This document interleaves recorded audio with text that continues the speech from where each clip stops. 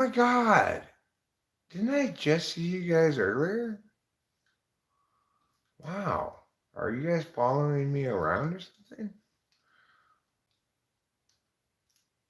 Anyway, now we're better. We're not just better than before. We're better than butter. Yes. And that means we're pretty damn good. I like the emoji. Thanks. It's a picture of butter. Yeah. I'm glad they have a picture of butter available because who wants to watch? Who wants to read unpictured butter? Nobody. No. Only the Europeans, maybe. Europeans love reading unpictured butter, but Americans, we expect a little more than that. If you're going to write the word butter, you should draw a little picture of it too. That's only fair. Yeah. I want to step outside for a morning cigarillo. I've got my cup of coffee right there. Rachel's busy emailing. Yeah, I'm gonna let people know. Letting people know. Let my people know.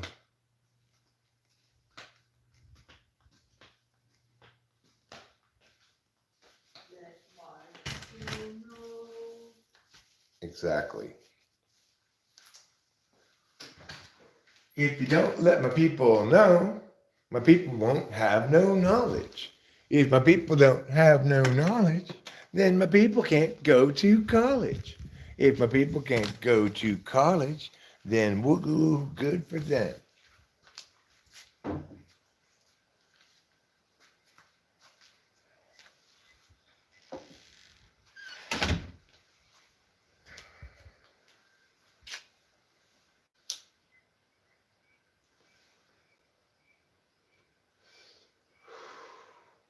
Well, I startled away my woodland friends, unfortunately.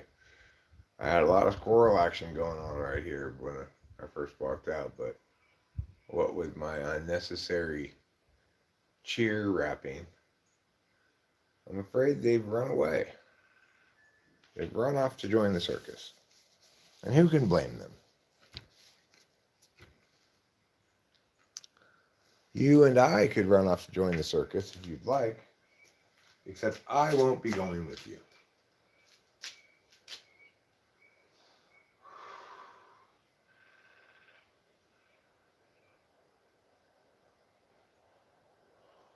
I'm crazy. I'm crazy for feeling so lonely.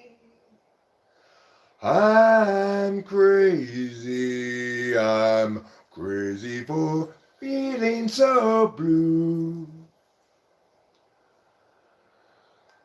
I knew you'd love me as long as you wanted. Then someday you'd leave me for somebody new.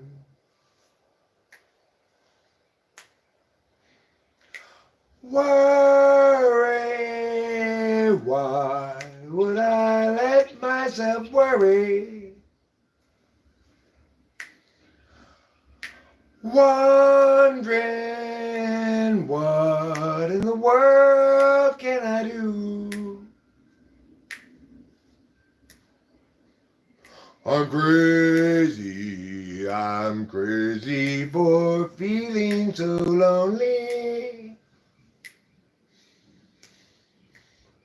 I'm crazy for loving and crazy for trying and crazy for loving you.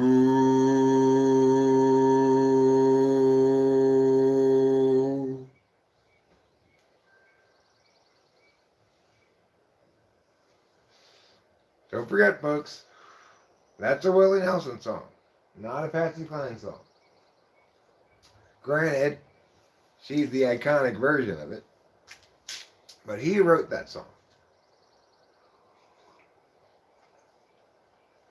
Guess what other Patsy Cline song he wrote? That's right, I Fall to Pieces. I fall to pieces, bum bum bum. Each time I sing your name. It's a good one too, you know. He also wrote sad songs and waltzes. I'm writing a song all about you. A true song as real as my tears. I wanna get even with you 'cause you're leaving. But sad songs and waltzes aren't selling this year. I'll tell all about how you cheated. I want for the whole world to hear. But there's no need to fear it, 'cause no one will hear it. Sad songs and waltzes aren't selling this year. It's a good thing that I'm not a star. You don't know how lucky you are. For though my records may say it, no one will play it. Sad songs and waltzes aren't selling this year. It's a great, great song. Amazingly great song.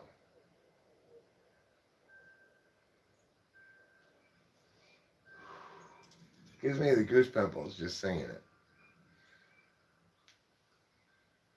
What a great songwriter. What an amazing songwriter.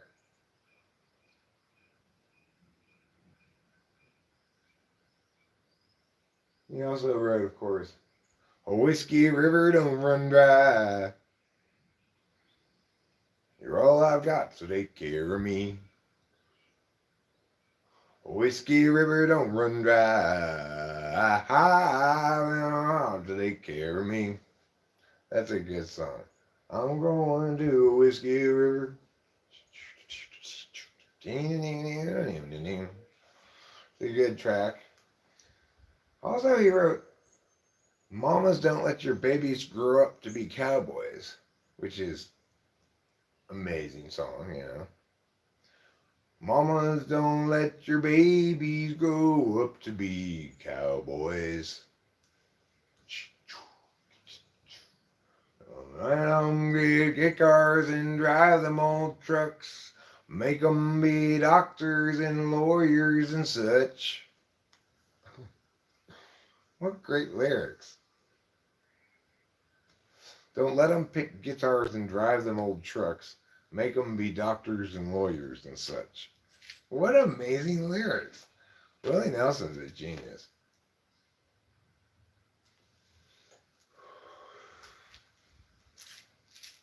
An underappreciated genius, I think, too.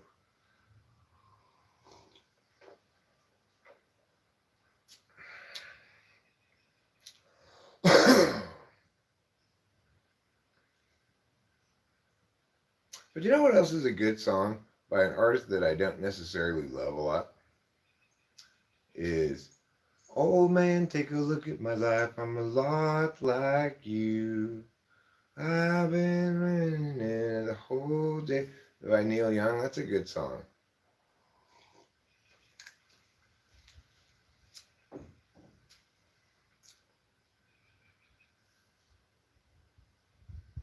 Yeah. I couldn't believe this. I saw this ad the other day for this metal concert that includes Metallica, Ozzy Osbourne, um, AC/DC, Iron Maiden. It's like, how old are these fucking people? to still be playing heavy metal. Ozzy Osbourne, I think we can faithfully and fairly say, it is not capable of putting on a good show at this point. You gotta be kidding me. That guy is so, like, drug addled. I don't know what else to call it. I've done a lot of drugs in my life and continue to try to do as many as I can, you know.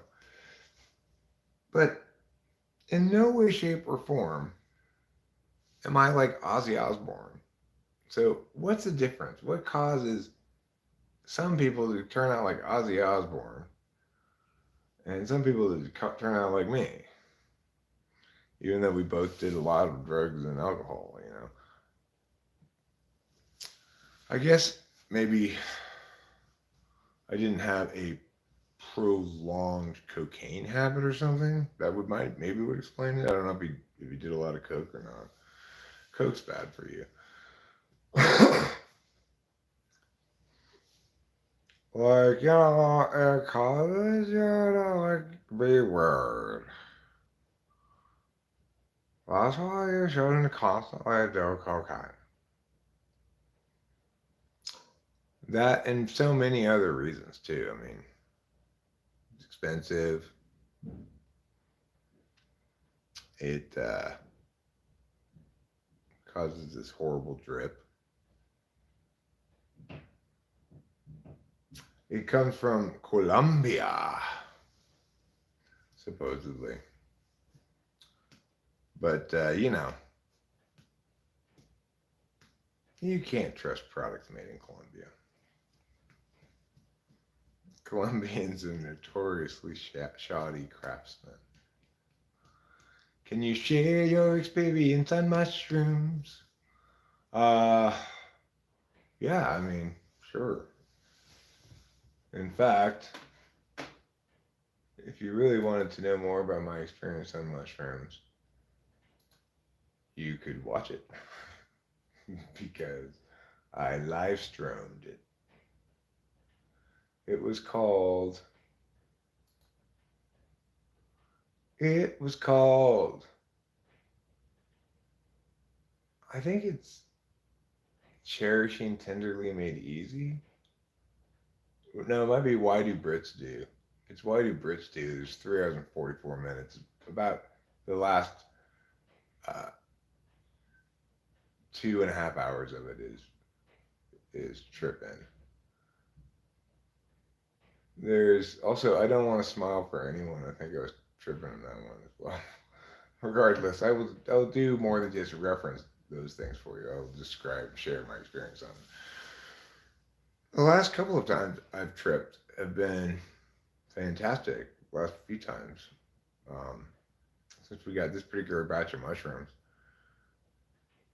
Uh, Not last time, but the time before, I tripped really hard. I had a couple Adderalls in me, and I tried to make the tea pretty strong, and it worked well. It had been a long time since I had tripped, and it was great. I had a wonderful time. Like it, I don't. Did I learn anything or have any dramatic insights on it or anything like that? Not that I recall. Sometimes I do have insights while on mushrooms, but the last time I tripped and the time before that were both fun time trips. You know, just laughing at shit.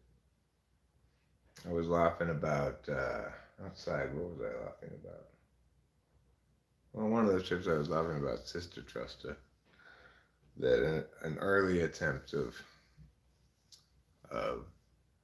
hate speech against homosexuals was calling them sister trusters because you could trust your sister with them. But then it backfired because ultimately that's not a bad thing. Yeah. You sister truster, go ahead, take my sister off into the woods. You ain't gonna do anything, sister truster. I was talking about that. I was talking about cutlets, I think.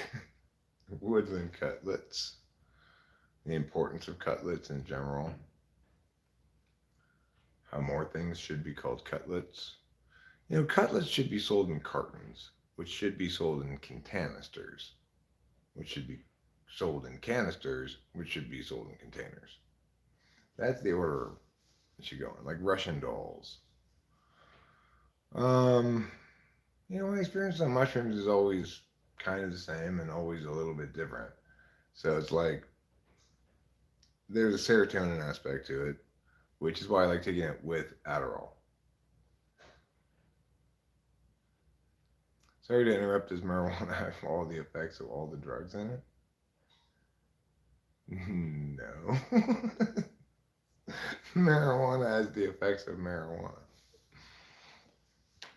Marijuana is good to sort of kick in your mushroom trip a bit. You feel like it needs to be kicked in a bit. Sometimes pulling a couple bowls will make that happen. Um, mushroom trips, they have their serotonin part to them where you have a lot of yawning. You feel both sleepy and awake at the same time. And you may feel nauseous during that period of time towards the beginning. That's when you get mushroom cold as well. Like, it doesn't matter how warm it is in a room. You'll be like, oh, it's cold in here. Um, that's when, if you don't have any Adderall to go with it, you usually go lie down in bed for a little while. Then it kind of settles in, the mushroom trip does. And depending on how hard you're tripping, how hard I'm tripping, there's varying degrees of experience, like there's visual stuff that occurs, but I don't find that particularly interesting or of note. uh, I've made claims about mushrooms before. The mushrooms then proceed to disprove the next trip every single time, so it's hard to generalize. A lot of times nowadays, again, it's starting to make me laugh because I think I'm happy again. I'm I'm past a bunch of crazy nonsense that went down and just a difficult time period. So I'm restored to a place where I'm emotionally at a good equilibrium. I have that to return to, and very little stress or anxiety inducing stuff in life. I'm not trying to accomplish things when I'm on mushrooms. Like, one of the worst things I did was try to do moving tasks when I was doing Arcadia while on mushrooms. It's impossible. Just give up that idea right now. Like, trying to pack up boxes and stuff while on mushrooms, forget about it. There was one morning I was supposed to do something, packing shit or whatever. I take mushrooms and say, okay, I'll take these mushrooms and then I'll start packing. And I just ended up walking in circles around the living room for like 2 hours. So there's just no point in trying to do tasks when you're on mushrooms. Just give it up. Just get it up. One thing I can do no problem on mushrooms is live stream. I like live streaming on mushrooms. Is it good for rehab from other drugs, or does it make it worse? I've not. I mean, I guess it would depend on which drug a person is rehabbing from. Maybe depend on how they respond to the mushrooms. Like Rachel consistently has the same kinds of mushroom trips, as do I consistently have the same kinds, but ours are different. Yeah, they are. Mine is an extrovert's mushroom trip. Hers is an introvert's mushroom trip. Yeah. what's its relationship in terms of nicotine? Well, I do find that I smoke less when I'm on mushrooms as a general rule. Although if I'm also on Adderall, it may cancel that effect out. Meow. It's also an incredible appetite suppressant. Mushrooms are a better appetite suppressant than speed. And that's, I mean, that's saying something. Because speed is the textbook number one appetite suppressant. Meow. Meow. Of course, the appetite suppressing effects of mushrooms last about 6 hours or so. But whenever take mushrooms, from that point until the trip's over, I don't want to eat anything. I have to remind myself to drink liquids so I don't get dehydrated. Hi, Miss Fortune. Oh, hello there, Miss Fortune. Thank you for joining us. Did you come from the foyer? There's been studies and it helped people stop smoking. I guess that's what they say. That's what they mean when they talk about intent going into a mushroom trip. You have to not take mushrooms very often to have some sort of epiphanic kind of experience. Epiphany-ish experience. That's not gonna happen for me and Rachel. We take mushrooms way too often. It's I not. didn't have any.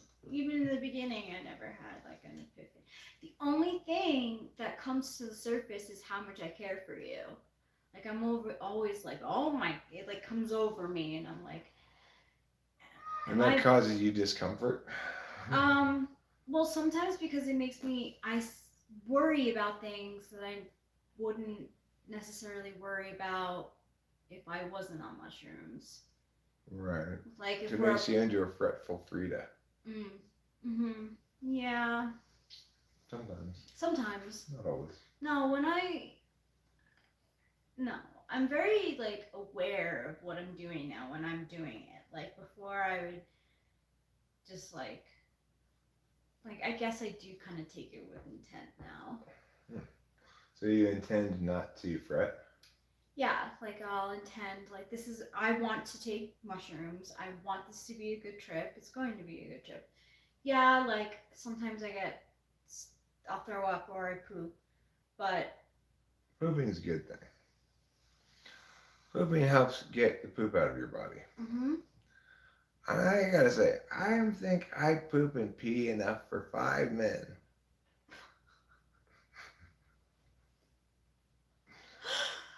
I poop and pee so much. You're a big boy. Yeah. I think if you just gathered all my poop and pee for a whole year, it would fill up an Olympic-sized swimming pool. Wow.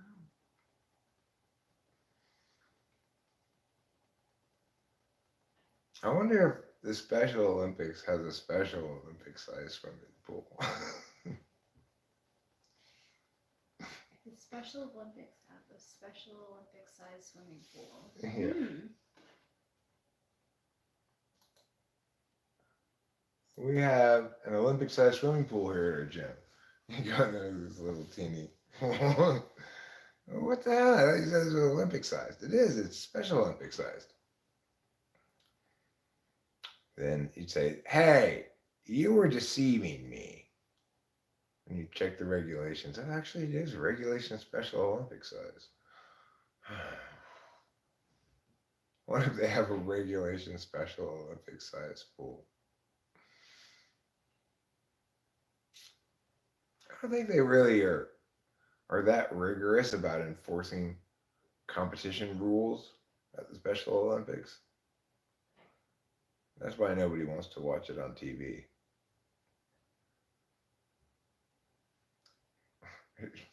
At some point, the woke fest will produce a movement that they should show the Special Olympics on TV and they should pay the athletes.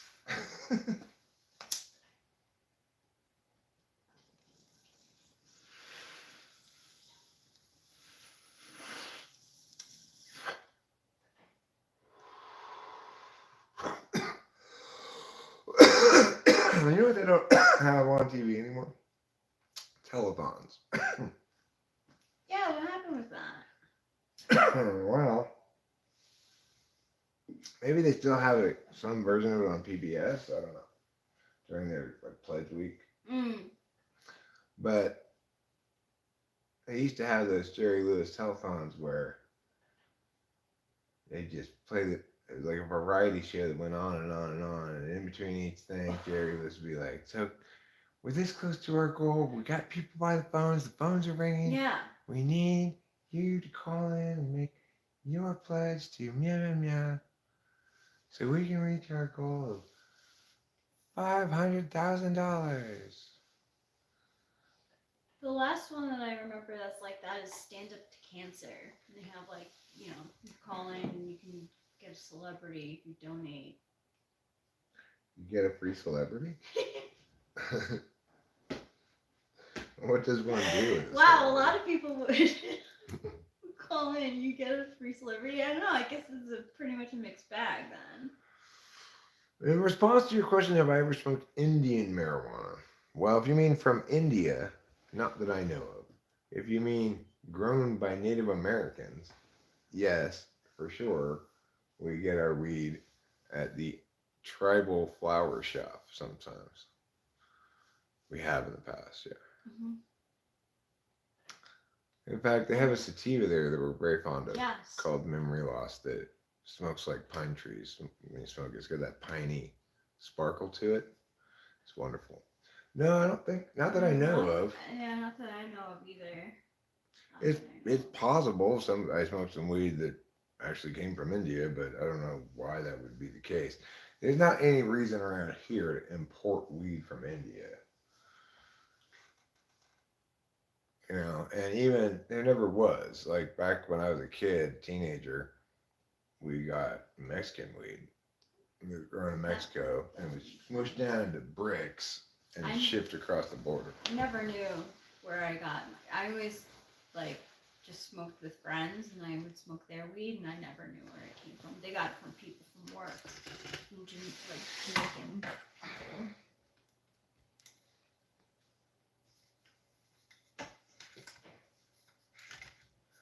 Jamaican people. I think.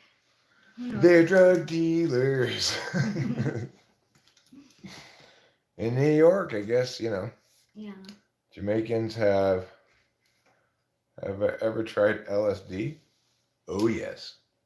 Plenty of times. Probably like 7 or 8 or 9 times. I don't know. 10 times maybe.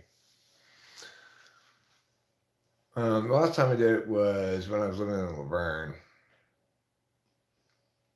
I took half a hit and it wasn't particularly strong.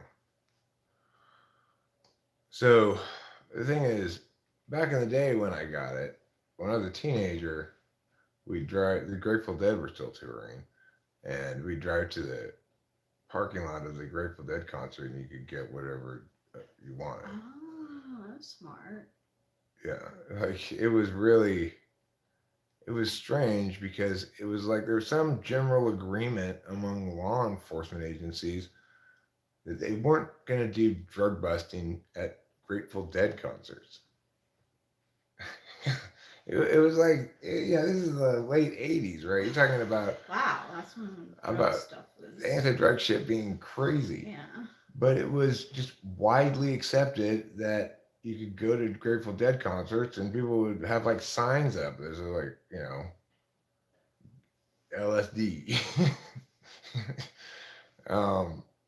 And it was so easy to get drugs there. It was crazy. It was amazing. So in a way, thank you, Grateful Dead, for existing. Yeah. You don't have to like their music. But... Yeah, but nothing could have been easier than getting acid in a Grateful Dead concert. We didn't have to walk in more than like 5 seconds to find multiple people who would be selling it. It was crazy. That is. And nobody was bothering anybody about it. But I mean, people were being like undercover-ish about it. They'd be like, "Hey," and then you go, "Oh, just come over here." But that was just sort of general drug drug deal cautiousness, but there was never any possibility that you would go to one of those and you wouldn't be able to get what you were looking for. Zero possibility. Wow, that's So, but the thing is, back then, apparently, I don't know. I haven't tried a lot of acid nowadays, but back then, acid was stronger, I think. So, my first trip I remember was really good. Trip at Chris Morris' house. I don't like remember each of them, but I had a couple of very bad trips too, and that wasn't fun. Bad tripping isn't so much fun when you're feeling like you're on the run and you can't find your mental sanity. oof, God.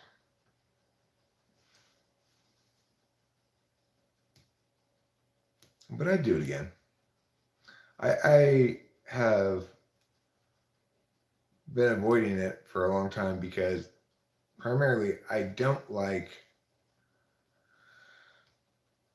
um primarily I don't like the unpredictability of LSD. Like you get a hit of LSD, all you got to know about how strong it is what the person who sells it to you says, you know? And since its strength is measured in micrograms, it's possible to have a little piece of paper that will be like 100 hits of acid. Oh my You know, God. Yeah, I'm not gonna. it's possible. Is it? That never really happens, but it's possible, right? You can squeeze that much on there. Thank you, Winston's mom.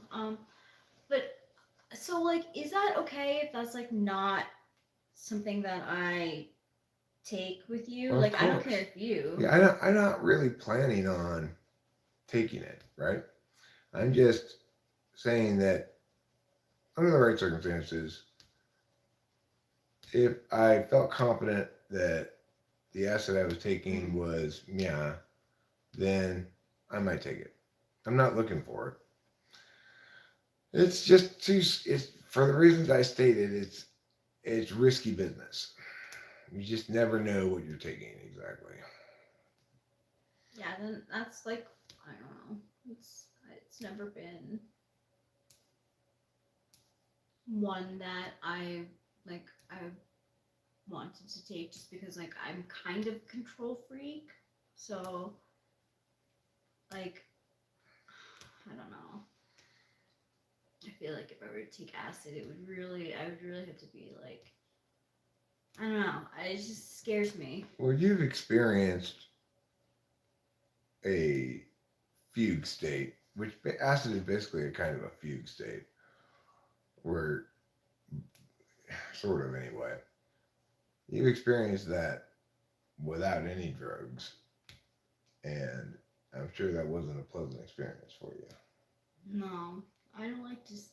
I don't like knowing what's fake and what's real. Like having to determine that because like everything in that moment seems real. So I've Like, had. can you describe that more? The experience of being in a state of psychotic break. So it's very much like I'll have hallucinations. So like when I was in the waiting room and the TV was on at the hospital. Yeah, Wait, before I went to the hospital, that place that like the other hospital. yeah. Um I saw the newscasters, right? Mm-hmm. But behind them was our background at the time, which was the bookshelves. And I was like, wait, what the fuck? I'm like, those newscasters are in our house? And then I'd be like, I knew it. You know, yeah.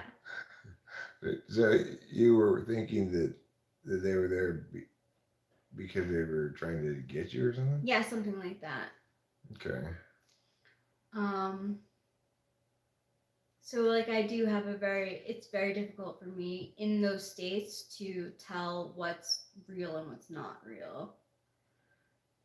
everything is real to me in those moments. So I really thought that those newscasters were like in the house, and I was like freaking out.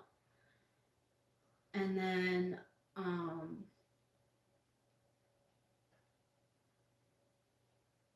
I was hearing things, like noises. Ugh, it's just like not very fun, and it just, you know, I can't determine what's real and what's not. That's why I thought you were Billy. Like that's my mind doesn't. So did I Um, look like him in that movie or no, what? I was just like thinking that like that you were speaking to him like through a microphone. Oh Huh, God, that's weird. yeah, it gets really freaky. Well, you basically hadn't slept for like a week at Yeah, least, no, I didn't. and that's gonna make you go crazy if you don't sleep for. It make anybody go Anybody? crazy if you don't sleep for a Yeah, week.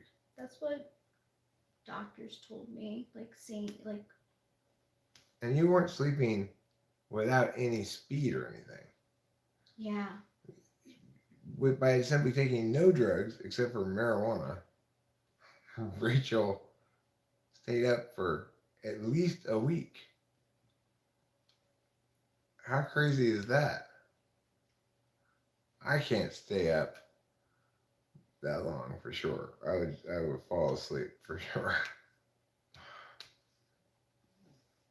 Even with speed, I can't stay up anywhere close to a week. But obviously, it's not good for you. She was in a completely she was in a psychotic break. The one thing she was consistent about the whole time was that she trusted me and wanted me there. Yeah. And one of the moments where I realized how precious she was to me was when I went back to my dad's house when she was in the waiting room at the hospital, and they called me when I got back there and said that she had left, and I had to go back, and I thought she was probably out walking around the streets, and I was just torn up about it. In fact, I drove around before I went back to the hospital. I drove around the streets calling her name and stuff out the window. But then I couldn't find her, so I went back to the hospital when she was still in the hospital the whole time. She hadn't actually left. So that was good. I was very happy to see her, obviously. I was really glad she wasn't out in the streets walking around. Um, but yeah, that was a FI polar, like a shock to the FI polar kind of FI realization, of how important she was to me. So there is definitely good things emerged from those difficult times. Mm-hmm. And I'm glad we had all that horrible shit that went down from the beginning all the way until recently. It it's like if I were single right now in this house and then you were like, okay, I want to be your girlfriend, I would probably be think like, yeah, but she's gonna leave the first hardship. But now you're proven you're a hardship endurer. So before we ever got here, you know, we both earned this. Yeah, we did. You're right. Thank you for saying that. Um, yeah, like we did both earn this. And a lot of the stuff that we've been through, I've read that is stuff that can make or break a relationship. And I feel very grateful that it's something that like made us. So it didn't break us. That's a huge. huge thing. Yeah, well, the thing is, it's an interesting dichotomy, make or break a relationship, because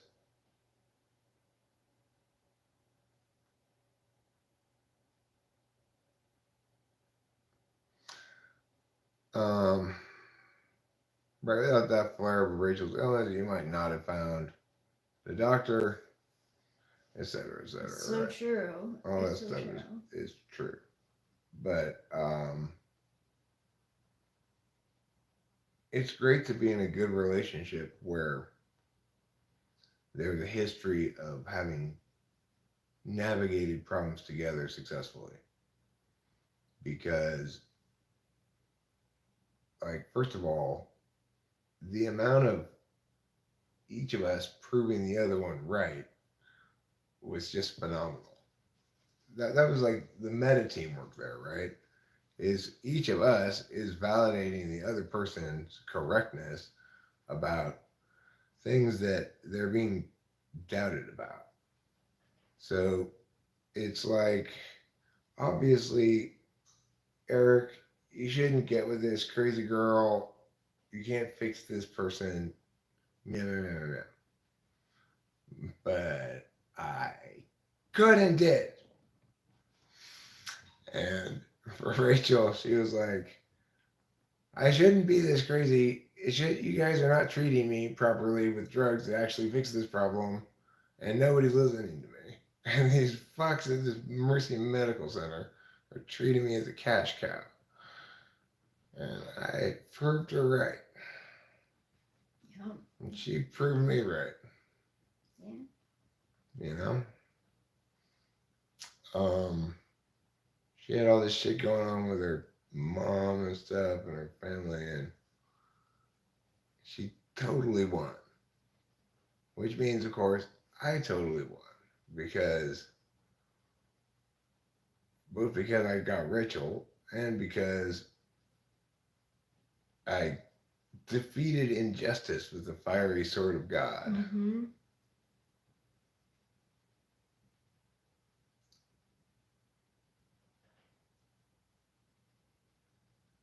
Yeah, that's back when we were in a state of limerence. That's where, like, all the time you think about the other person and talk out when you're driving the car by yourself, you go, oh, Rachel. Mm-hmm. I don't do that anymore, but it's not because I'm less in love with Rachel, it's because I'm more in love with her, you know? So I don't need to feel all giddy all the time. No, sometimes we just be. We just are. You know? And First we that's be, really then we nice. are, then we am, and then we is. That sounds like some new lingo. Yeah. We like to conjugate all the forms of the verb to be. We'll show Shakespeare. We am. Let's see what it is. It should be for the verb to be. I am, you are, it is, we are, they are. No, you are, they are, yeah. So they're all are. It's just am, is, are, was, were. Past tense, but am, is, and are the three conjugations of be.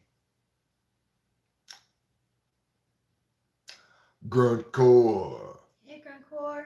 Gruntcore mates with Sparklecore. What's its baby?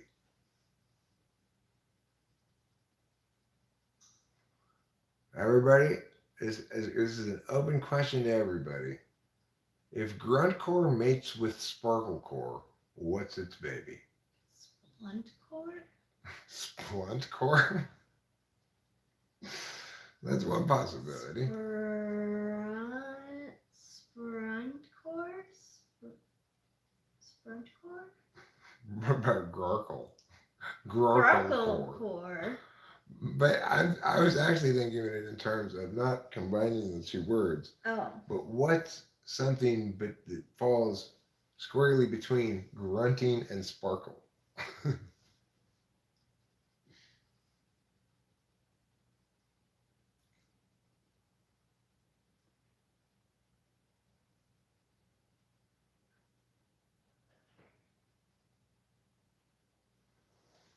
Corralling a horse?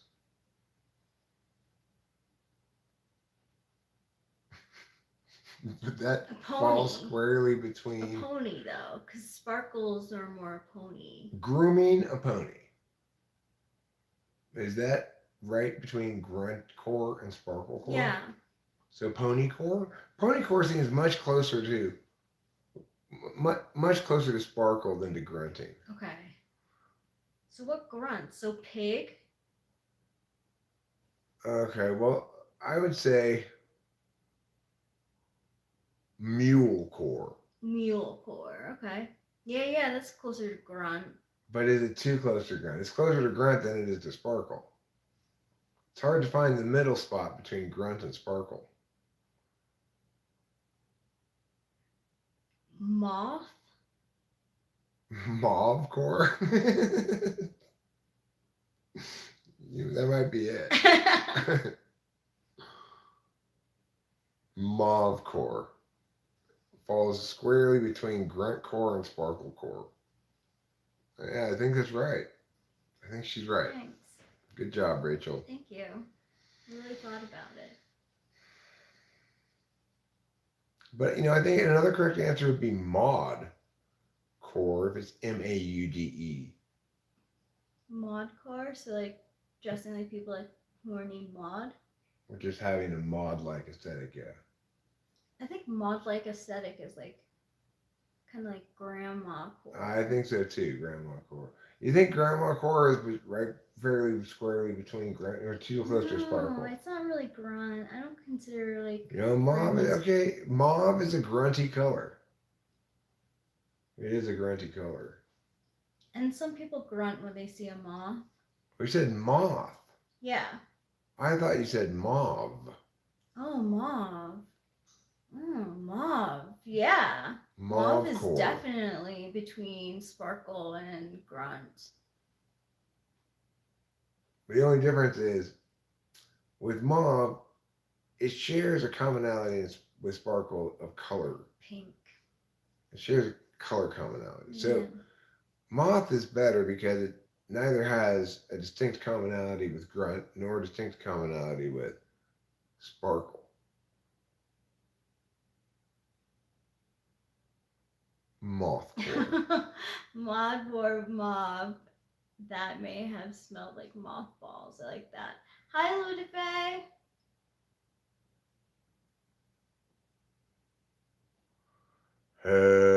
Hello, Ludife. How are you today? Are you colorful, free, and easy? Like the rapper that they call cheesy? Realist core. Realist core is a good answer too, grunt core. Yeah. Grunt core versus sparkle core, realist core. Regular core? Is there a regular core already?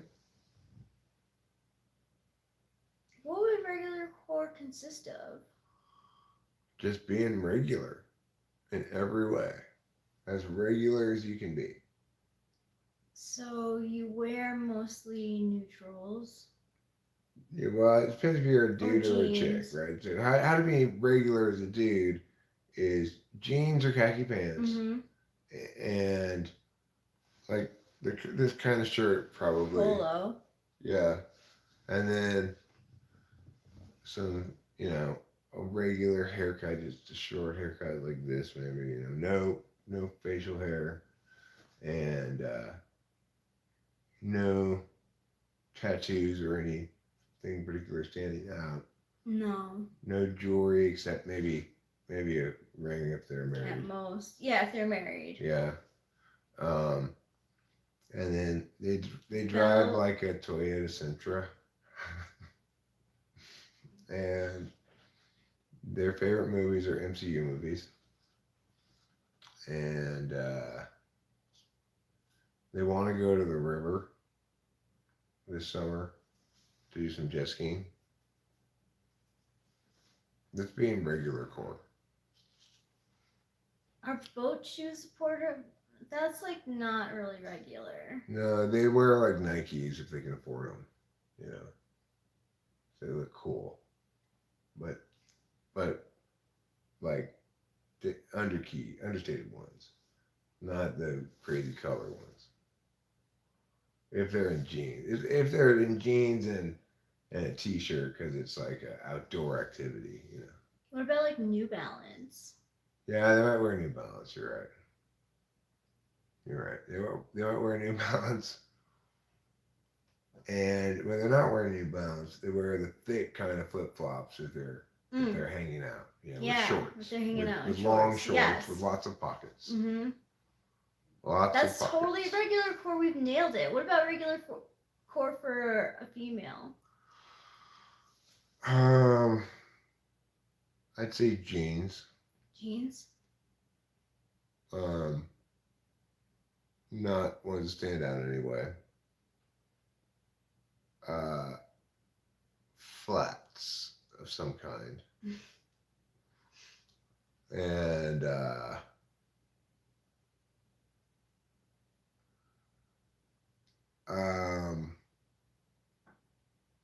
shirt that's not a blouse exactly, but not a t-shirt either. Maybe like a little bit of it. Maybe something like this, actually. I'm pretty regular You're core, pretty regular core. Yeah. Yeah, it's not, you're pretty regular core. But you know how to add the little. The thing is, the ideal look kind of is smart regular core with an occasional dash of. Actually, yeah, I'm super cool. You know, like the right pair of sunglasses or something. But if we want to talk more regular core for girl, it would be, well, I think Keds. No. Keds, Yeah. like, and what's that horrible shop called? That one where they dress up like it's always summer, and they got these like white things on. I don't know what it's called. I want to say Laura Ashley. Okay, Laura Ashley. Yeah. Is that a brand? Yeah, that's it. Yeah. Okay. Like that's definitely regular. That's core. regular core. Yeah. Right there. I'll take my regular core though. But do you like that store, Laura Ashley? No. No. Then there's those weird stores with the clothes for the old ladies that we saw. Chico's. Why are their clothes so terrible? People love them, and it's like pretty expensive stuff. Like it's not, or like my mom says it's expensive. Like you treat yourself if you go there. I think.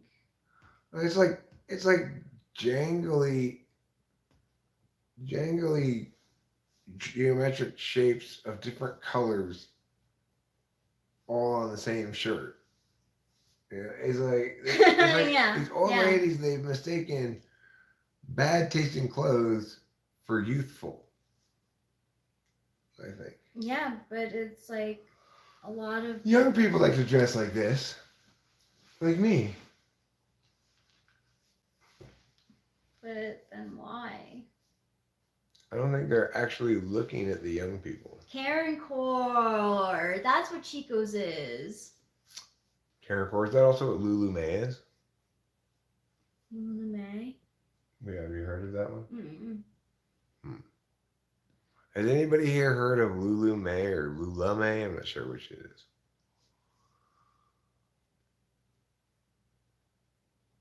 I think it's one of those old lady kind of that it's got that aesthetic of a bunch of random shit that doesn't go together on a shirt being I don't know. I'm loud. Yeah, yeah, yeah. I don't Like, know what else they could possibly think yeah. they're saying with that Mm-hmm. clothes, you know.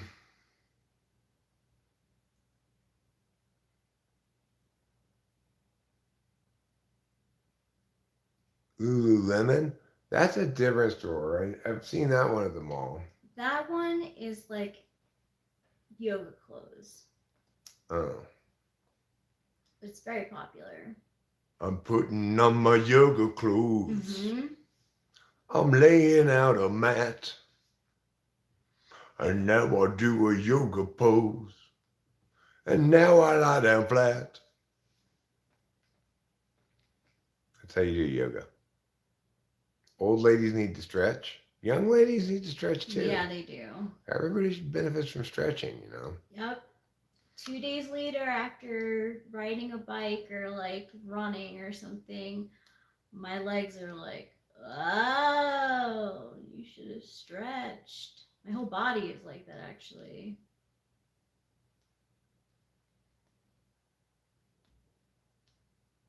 Yeah, you should tell your ex-husband that he should go fuck himself. That is really mean. Because, like, I think style is pretty personal. Um, and, like, also, who cares? So, like, why say anything? I never really liked it. Well, when someone would suggest something to me that I would like never wear, like, oh, I'd like to see you in this, I'd be like, fuck you. Maybe the way they put it is like, because I don't mind when like you make suggestions, but you don't usually do that. If you do, it's usually a joke, like that green dress. I wouldn't make a suggestion. I just said, like, the last time we went to town to buy something for shopping, Oh yeah. I said, "Do you like that coat?" Mhm. And you said yes, I think, right? Mhm. You And got it. then he said, "Let me try it on." He said, "It fits like a glove." And I said, "Do you want to get it?" And he said, "Yes." So we got it, right? Yep. So at no point did I suggest to you anything, right? No. I asked you if you liked it because I liked it. Where is it? It's upstairs. It's in my closet.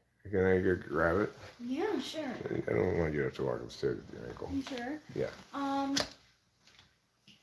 It's in the closet to the left, all the way to the left.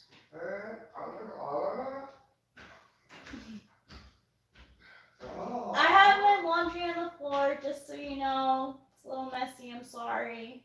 What room is it in? The blue room.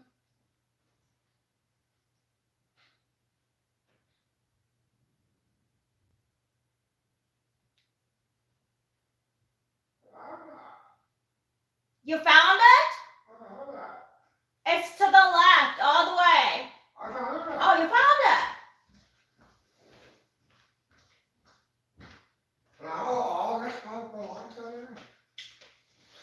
Here. Let's show the people what it looks like. Yeah. So there's this thrift store kind of place. Not really thrift store, kind of like an antique And this is like, mall. I really was looking for a coat like this.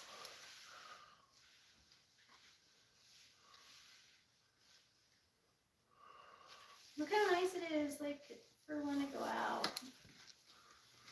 It's beginning to look a lot like nice coat. It's a nice coat, huh? I like it. It goes all the way down to the ground almost, but Yeah. not quite.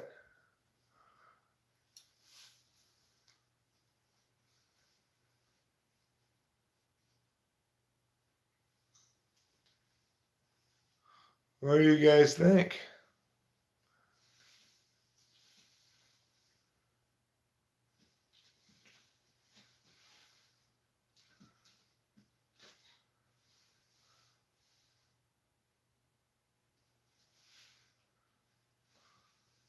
Umbrella hat again. What does that mean? Who's got an umbrella hat? Who's got an umbrella hat? Anyway, I thought it was a good coat. Looked like a nice coat. So I think it looks great on Rachel. It does fit you like a glove, right? I mean, it could not really fit her any does. better. Yeah, and it was just on the rack. Like, Even the lady that at the counter said, "It's a nice coat you got there." mm-hmm. Yeah, so pretty cool. I don't know what kind of animal they made this out of. I bet it actually is fur. You think? It doesn't really feel No, it. it doesn't really feel like it, does it? No. Let's look at the tag in the Yes. back. See what it says.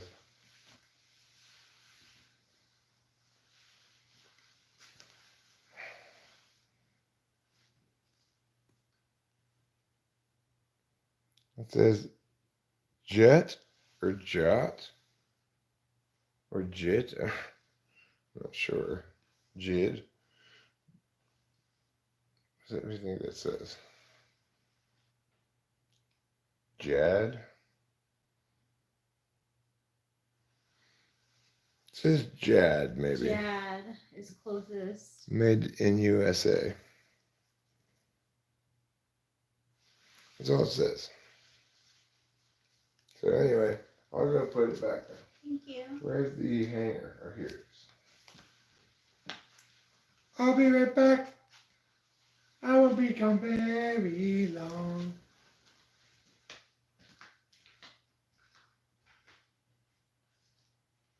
Camel coat with fur. That's what it says on the sales tag. Mm, Maybe they made this out of a camel. maybe.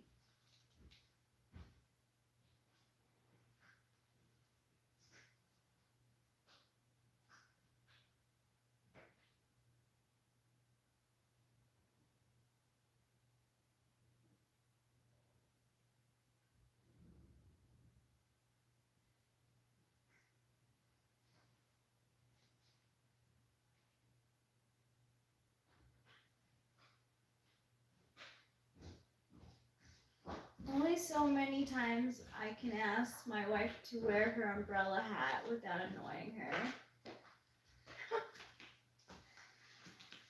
Umbrella hat. That's a trigger term for me. The kids, when I was younger, used to tease me. Umbrella hat, they'd say. You have no umbrella hat. Because all the other children had an umbrella hat. Time to smoke a cigarette. Are you guys ready? Get your lungs ready. It's smoking time.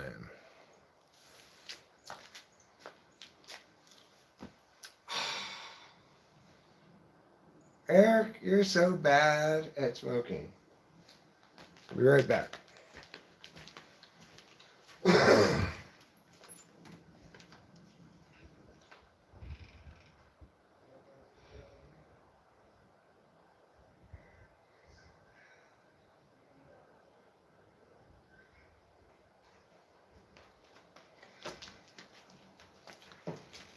Ooh.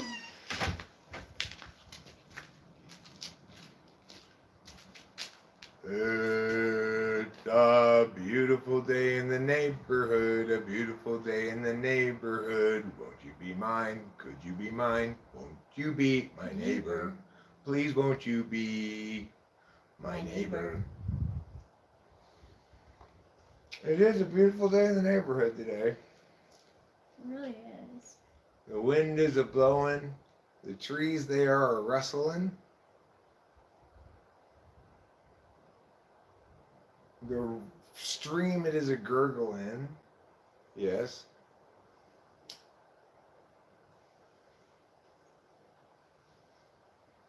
I don't hear any birds chirping.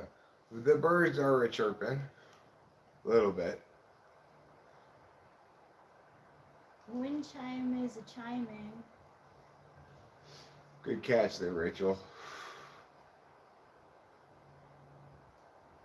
The wind chime is a chiming.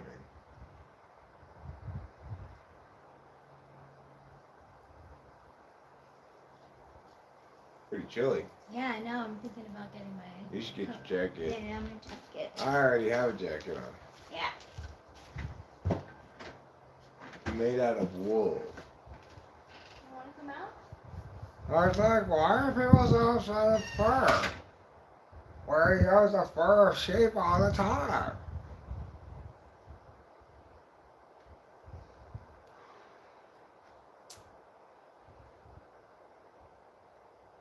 That's the sort of question that Tiffany would ask.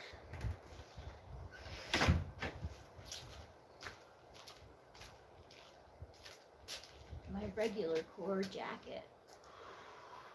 That is very regular core. Yeah. I love it. But that's chic regular core. I like it. Thanks. Looks good. Thanks. It's warm. You look sweet as buttercup stew.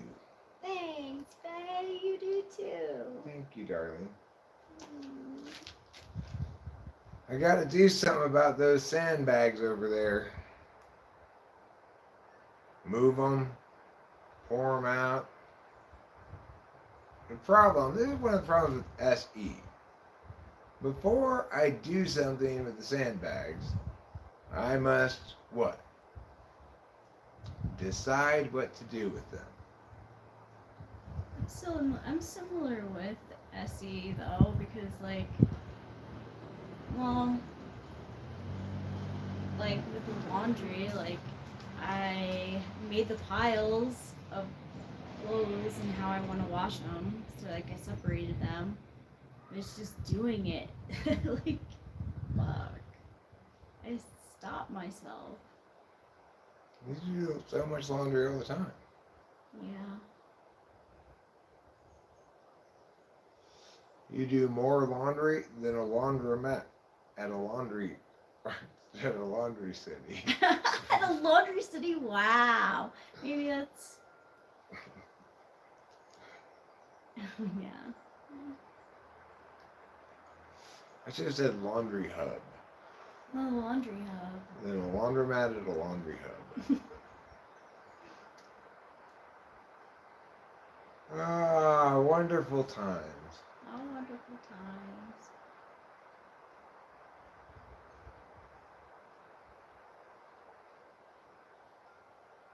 These are the salad days. I'm going to be saying that for a while. I've decided. Repetition really drives home the key points of a narrative. One of the key points of this narrative is these are the salad days. These are the salad days. Mm-hmm. Let's put us over there and the camera over here.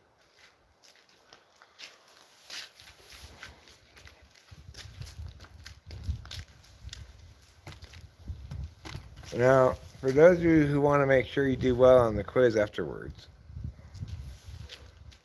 one of today's keynote points is that these are the salad days. Yes, these are the salad days. Don't get confused between the salad days and the Civil War. It's an easy mistake to make. When I ask on the quiz, what kind of days are these? The correct answer will be salad.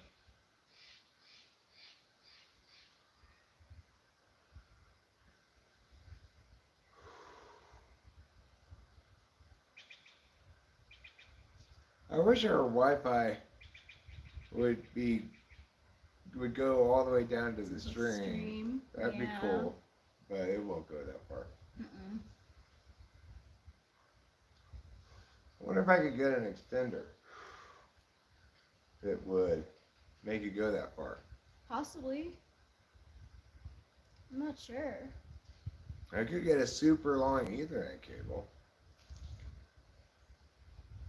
I could take the laptop all the way down there. Oh my god. I need a really long Ethernet cable though. Yeah, you would.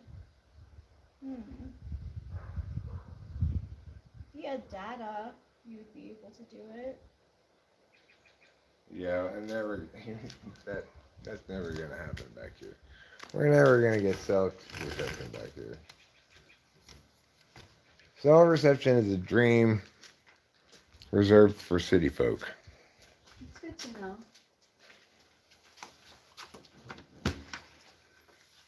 I'm sure Les is mad about it.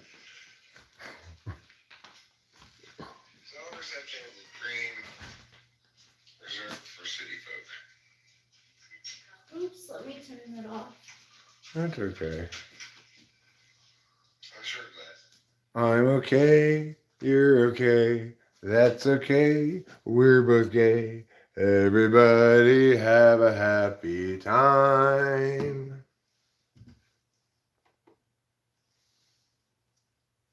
One, two, three, four, five. Enter. Now on the back. One, two, three, four, five. Then walk away. And what happens behind me? That screen becomes this one.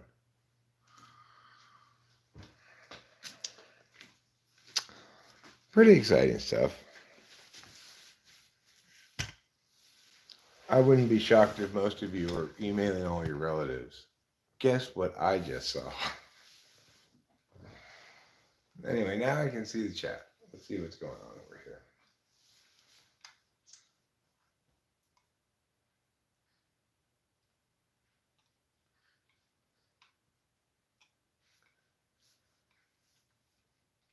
Okay, so scrolling up to where we left off.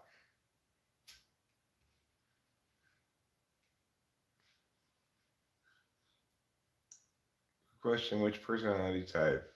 I'm like, how the fuck would I know? Only so many times I can ask my wife to wear her umbrella hat without annoying her. Gotta Google that reference, misfortune.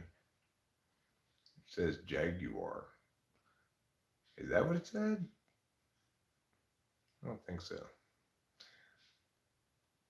I have no expectations in regards to that law. I sent it for your databank, but if you feel called to comment, that's fine too.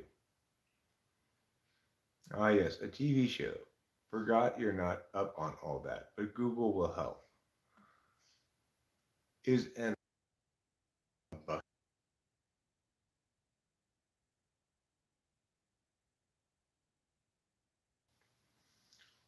or like a whimsical rainbow umbrella with the white strap thing?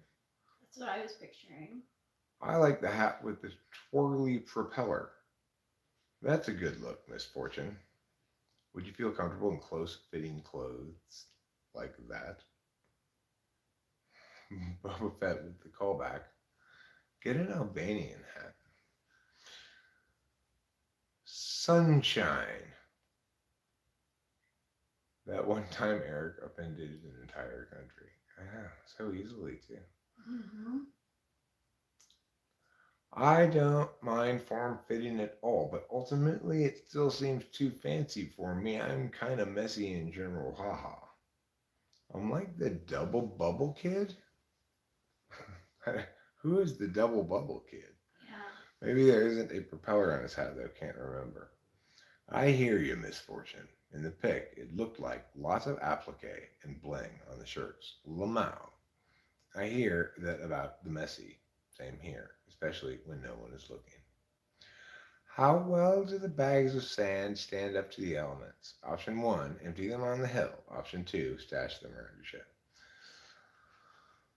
The plastic ones stand up to the elements pretty well, but I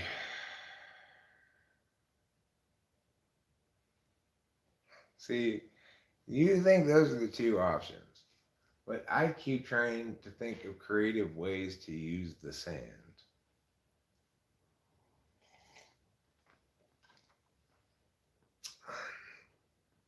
What kind of dressing does one put on their salad days? What's our dressing of choice right now, Rachel? Or Roquefort. Yeah, Roquefort. Bob's Big Boy Roquefort dressing. It's similar to blue cheese, but a little bit fancier. Yeah. Yeah. It's and it's refrigerated in the store. That's how you know it's more fancy.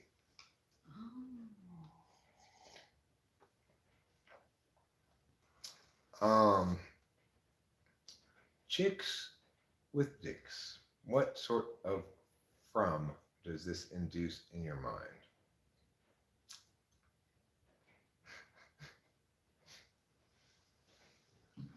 Little baby chickens with penises around them. That's what I imagine. The penises are trying to run away from the baby chicks who are trying to peck at them. But they're all enclosed in a square, so. I like that.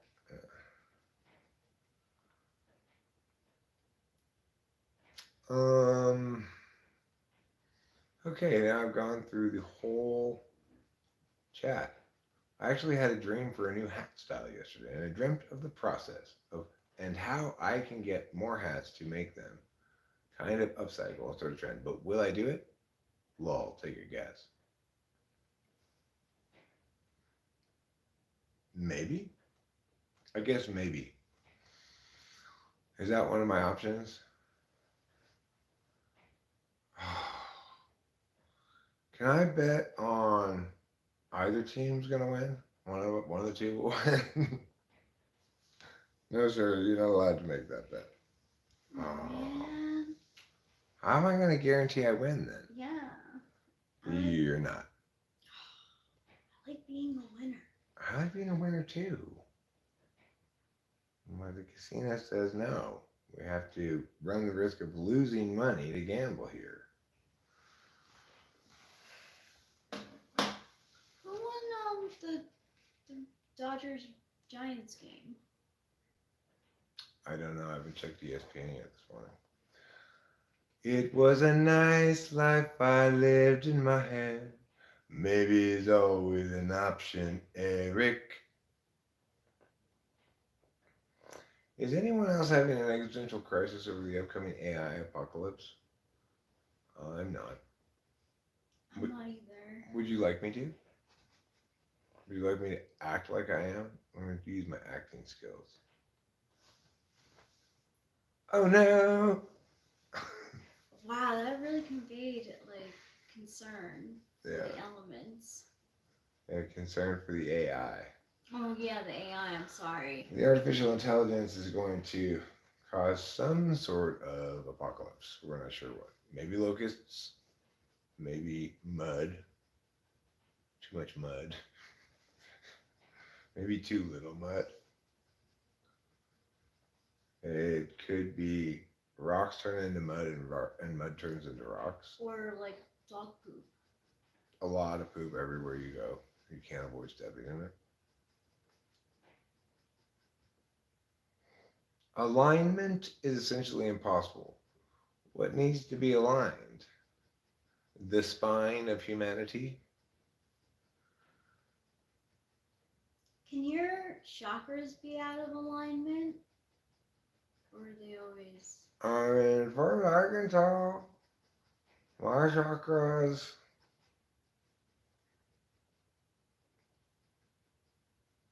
don't exist. They don't exist? As far as I can tell. Oh my gosh. Oh. I don't know what it is that people talk about those things. What? I don't know what those things are. What is a chakra?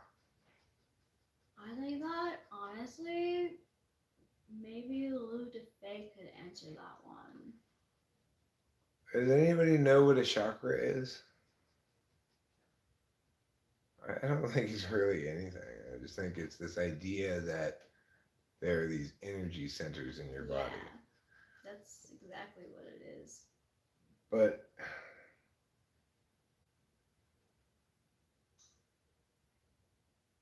like experientially, I've never encountered anything suggesting that. So like, I've been conditioned because I read that stuff. So if I um, so say, like your throat chakra is like here, Mm-hmm. and if you start to lose your voice, it means that you like are overusing your throat chakra. So you could just take the word chakra out of there, though. Your throat is right here. If you start losing your voice, it means your your throat isn't working as well. Yeah, too much. What does the inclusion of the word chakra mean? No. Yeah, I don't know either. So it's like I think it's an NISI thing. NI people like everything to be converted into NI. Some things cannot be converted into NI. The the energy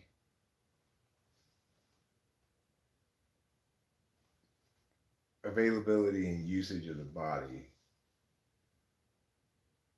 is something we understand best through biology, that our bodies get calories from digesting things, which we need to do things at a normal level of functionality. If you start to stop eating for a while, then you get lightheaded, you have trouble carrying things long distance. We see it naked and afraid all the time, right? There, there's no need for chakras to explain anything. What exactly is it that they explain? Well, they don't explain anything. They just represent some sort of linkage between metaphysical stuff and physical stuff that makes it that people are attracted to because it allows them to map their body in some NI way. Totally. Like if I'm constipated, I'm like, oh, my root chakra is messed up. But like, Really, you just constipated. yeah, yeah, I don't really think about it too much, honestly.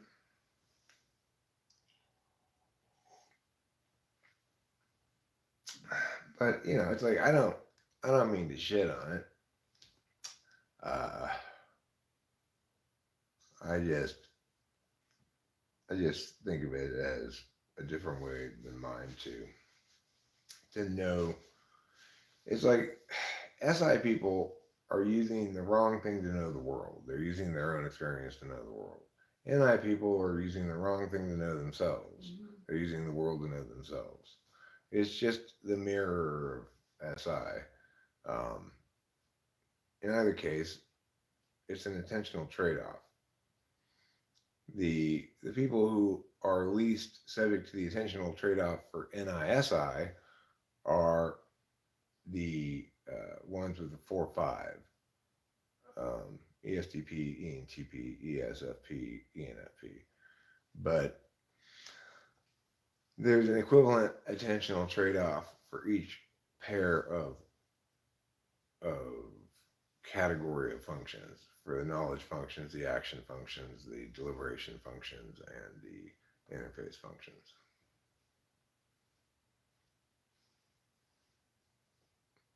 They're auras, baby. I see them too. The longer you stare at them, the wider the energy field expands until more colors begin to show themselves. Auras, huh? What color is my aura right now? Is it brown like a brown, brown cow?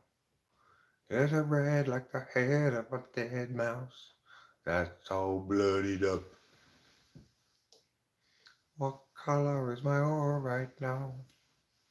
Do we share the same goals as dogs? Or it depends which person, which dog you're talking about. You know, my dog and I, when I had a dog, used to share the same goals. Our goals were whatever I felt like doing, and she wanted to come with me. Oh gosh, love this Your brow chakra is an intuitive wonder. It's the seat of your sixth sense. My brow chakra. I've got some brow chakra going on. Oh shit. My brow chakra's acting up. Wow, it's really like working well. Well, it's lighting up as it does in the presence of ghosts and other spirit guides.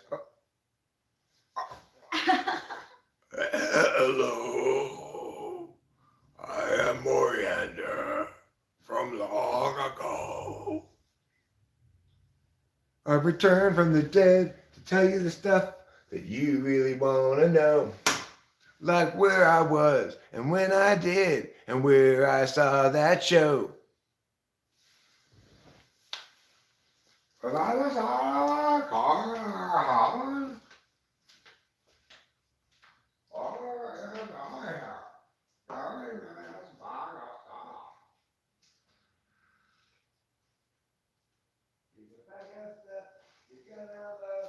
Here's your bag of stuff. It's got some stuff. It's a bag of it. It's there for a bag of stuff.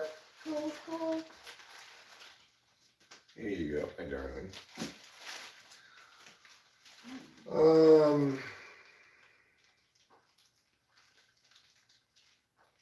Chakras are energy centers, 114 of them. There's 114? Yeah, 114. Wow. 110 of them are in my penis. Wow. A lot of complex energy centers down there. I feel lucky to be acquainted with it. Yeah, the other two of the other ones are my brow chakras, each of my brows. Each of your brows? Yeah. And then the other two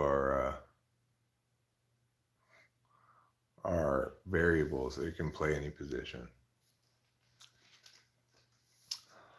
An editor asked me what led me to write erotica. I replied, a dirty mind, excess words, and an overactive sacral chakra. Fierce Dolan. Sacral chakra. Is that the chakra of the sacrament? Or is it the chakra of Saturday? Collective words to describe experience.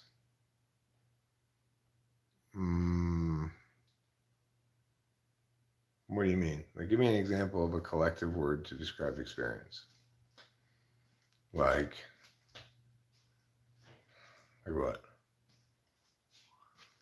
Do you like it when I do this with the camera? Is it fun? Like you're rocking it like a baby.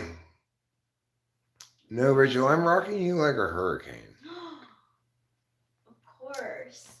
When someone says I do this because of my sacral chakra, it's a word to describe collective experience. What collective experience does it describe? How to say goodbye to depression? Constrict your anus 100 times every day. After what? What it says? How to say goodbye to depression? Constrict your anus 100 times every day. That's funny.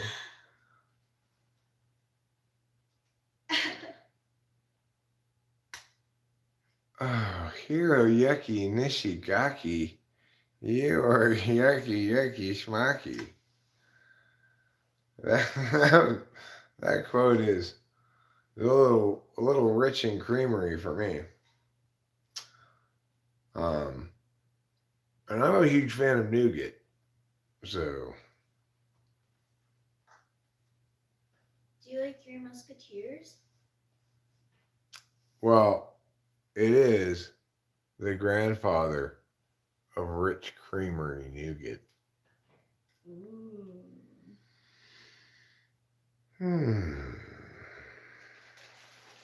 I'm going to constrict my butthole 100 times a day. Then maybe I'll feel okay, 'cause right now I'm sad. I think my butthole's too loose. Let's do a 30-day trial. I agree. Everybody out there, except for me, constrict your butthole not 1, 2, 3, but 30 times a DAE. I mean Y, and that spells day. Don't forget, hey, hey, hey. That's my advertisement for Constrict Your Butthole Month, which begins today and therefore ends on May 13th, which is known as Lucky 13th. The luckiest 13th of the year is May 13th. It's a day also when people's buttholes are known to be at their most supple and well conditioned after our long winters of pooping.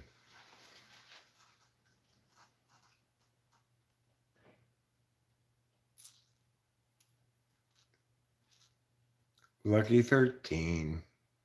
That's the name from now on for May 13th. Lucky 13.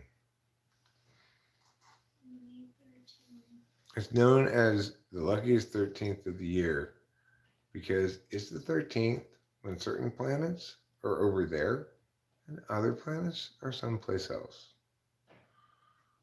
It's important to remember that. How many planets are there? Infinite planets.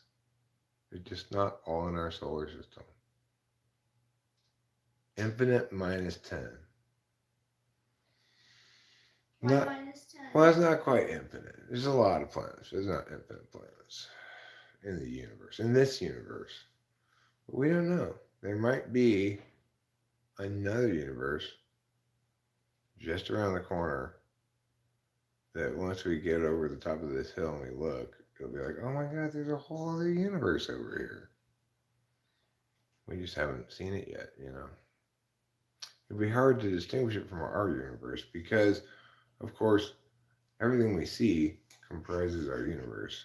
So we're in a bit of a conundrum there. Well, how are we know there's another universe? Because they're going to have a sign that says, you know, Earth universe ends here. This is the universe county line. Meow universe over there. That's how you're going to know. I'm just waiting for the telescopes to see those signs. Do you think like black holes are markers like that too? I think that black holes are probably, they're just like inverted suns.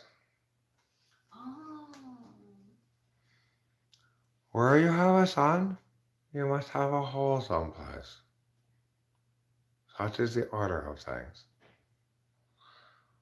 Also, it's like, where you have a planet, you have to have some shit floating around it sometimes. Like bones or little pieces of rocks. Neptune has diamonds. Beautiful diamonds. Floating around it? Mm-hmm. We should go there and grab some. You want to go? Yeah, let's do it. Yeah, let me just develop the technology to get us there easy and safe real quick, okay? Okay, I'm gonna be like really afraid on the way up, just so you know. Okay, well, there is going to be a significant amount of rope to climb. I should warn you that up front. Oh man. There's a lot of climbing. Oh no, yeah. it's so embarrassing. I don't know how to climb. Don't worry, there's knots on the rope all the way up. And you just got to put your feet on. I'll show you how to do it. It'll be fine. All right.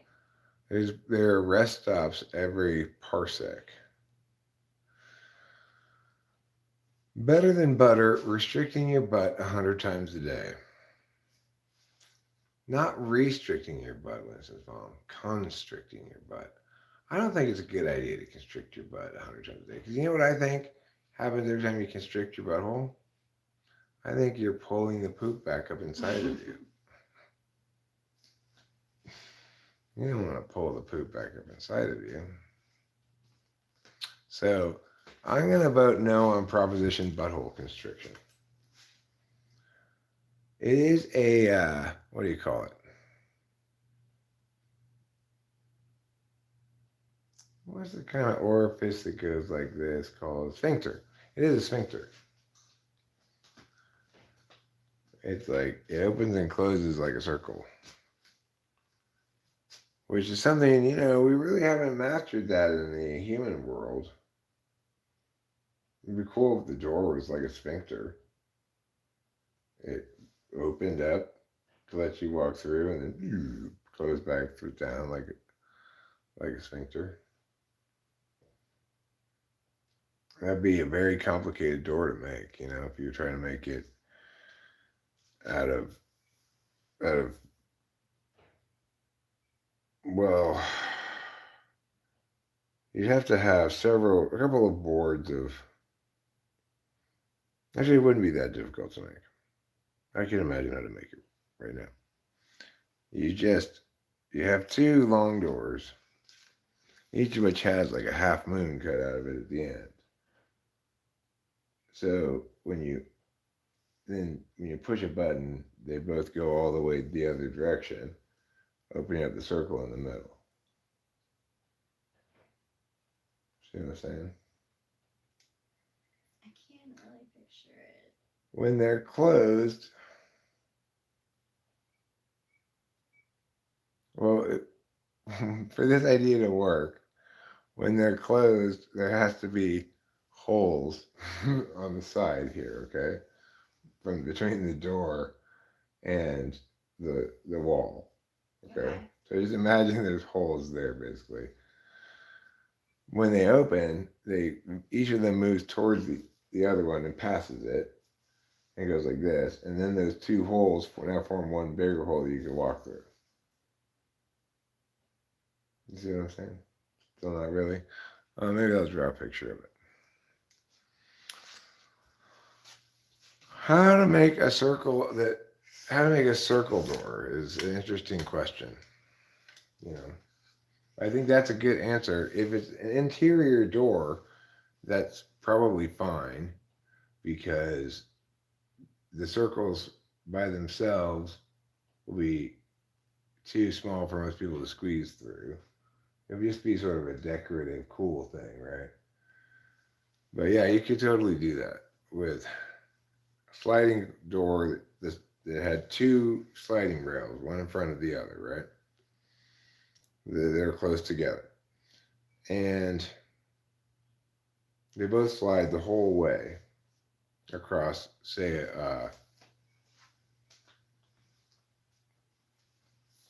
well, if you were to do it on a doorway like this,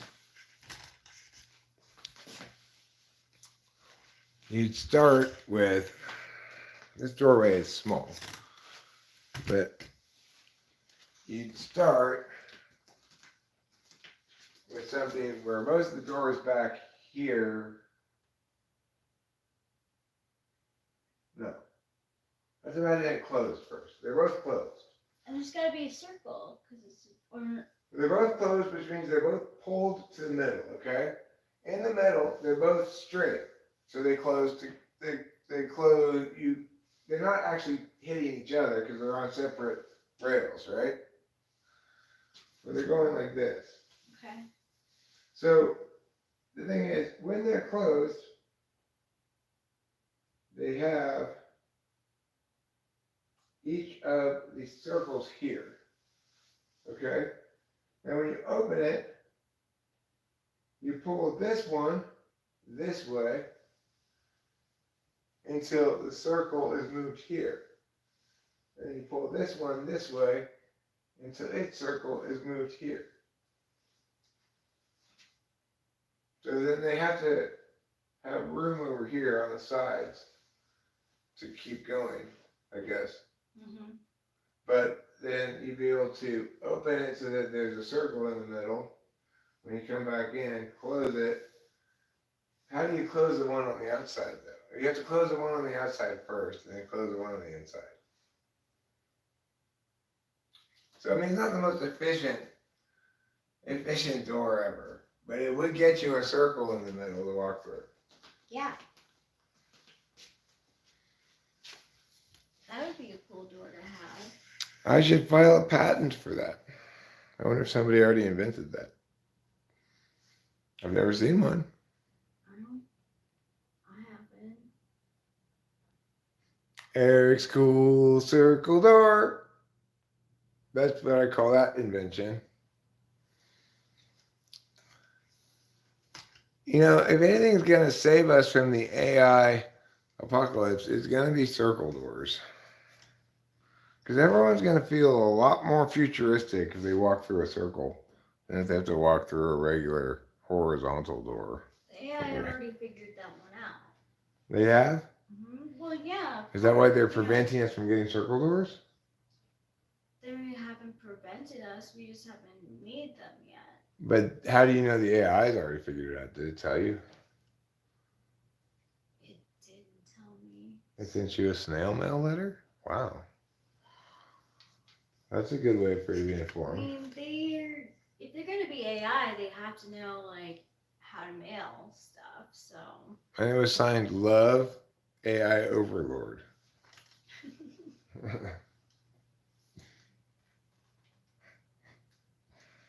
And then actually, P.S. Beep boop beep boop, which I thought was kind of stylish, you know. If I'm gonna have an AI overlord, I want him to be stylish. I don't want some Nancy Reagan AI overlord who can only wear one thing, a red outfit, that's all red all the time. All red all the time. I'm saying I don't want an AI overlord like Nancy Reagan who only can wear one outfit, who's always red all the time.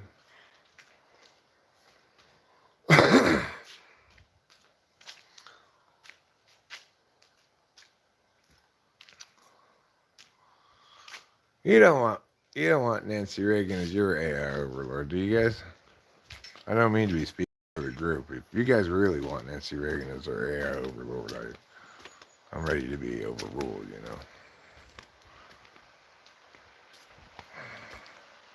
She's obsessed with people saying no.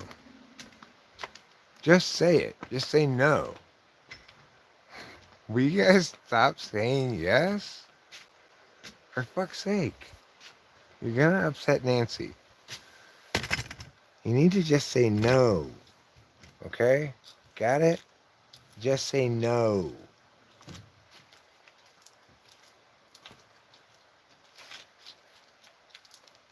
Rachel, I hope you learned as much as I did from Nancy Reagan.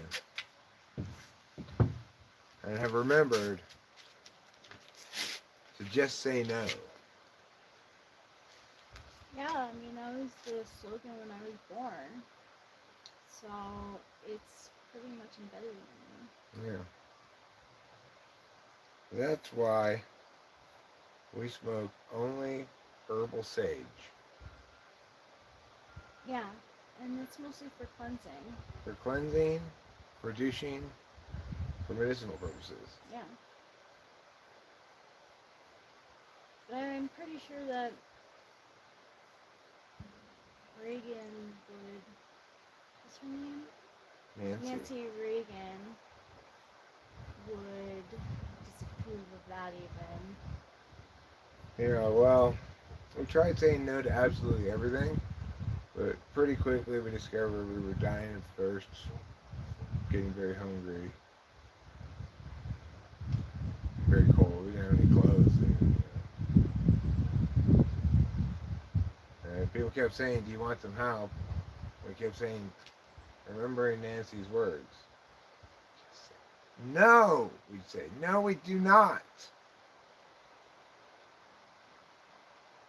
Turned out that none of those people actually ended up being drug pushers. I was pretty sure they were all drug pushers. But you know, that's what listening to Nancy will get you.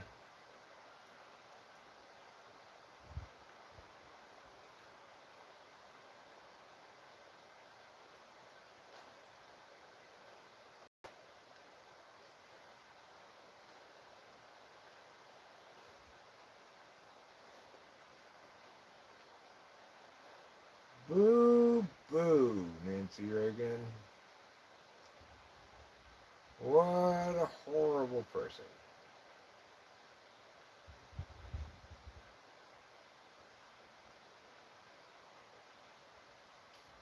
I wish that both she and Margaret Thatcher were still alive so that they could have an MMA fight.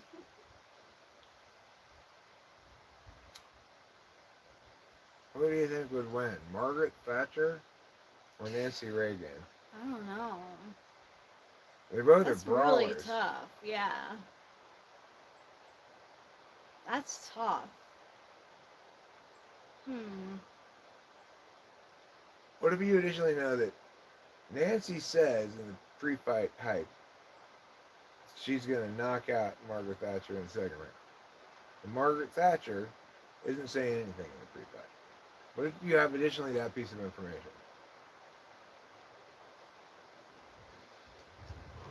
It's a bold claim.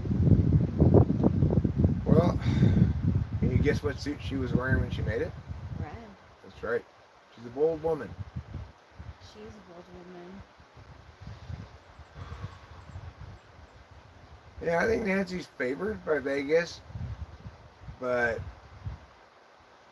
not by much. And I don't know how they favor boxing, but they're the over under is like 10 rounds, which is they're basically saying we're predicting it's going to go the distance. Nancy's a slight favorite. I think Margaret Thatcher takes her out in the seventh round with a left uppercut as she's backpedaling.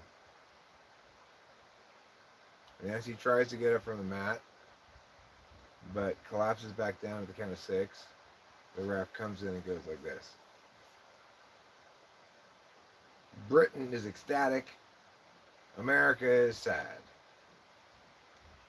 But everybody's happy that Margaret Thatcher and Nancy Reagan beat the shit out of each other.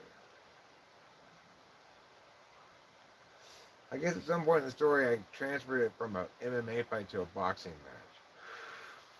Because MMA fights don't go that many rounds. Ah. So for those of you who were looking for continuity problems in this story and spotted that one, kudos to you.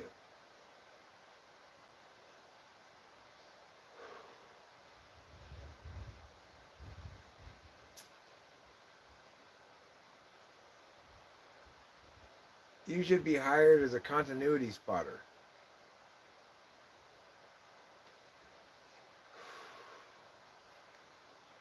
In some sense, we're all reality slash simulation continuity spotters. Um, if anybody sees anything weird, they go, that's weird, you know. Like seeing a plane that appears to be not moving in the sky. Or like I saw the moon the other night. I couldn't tell if it was the moon because the way the clouds were going over it, it looked like this amorphous white blob. I actually called Rachel out and we confirmed that yes, it was the moon, but it looked really weird. So we were both acting in that moment as reality continuity spotters. If you think about it in those terms, it's amazing how few continuity problems can meaningfully be established. I have a question, not related. Mm-hmm.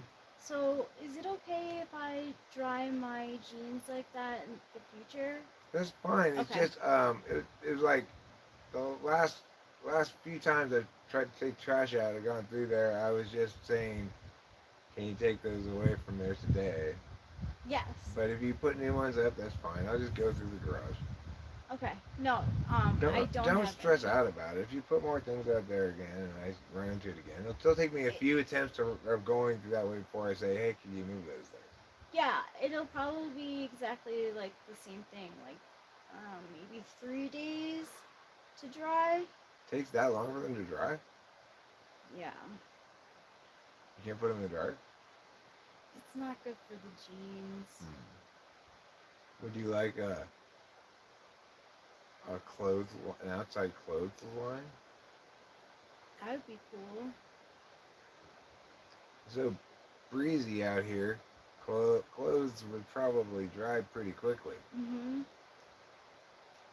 It's as breezy as Color Girl is easy and breezy.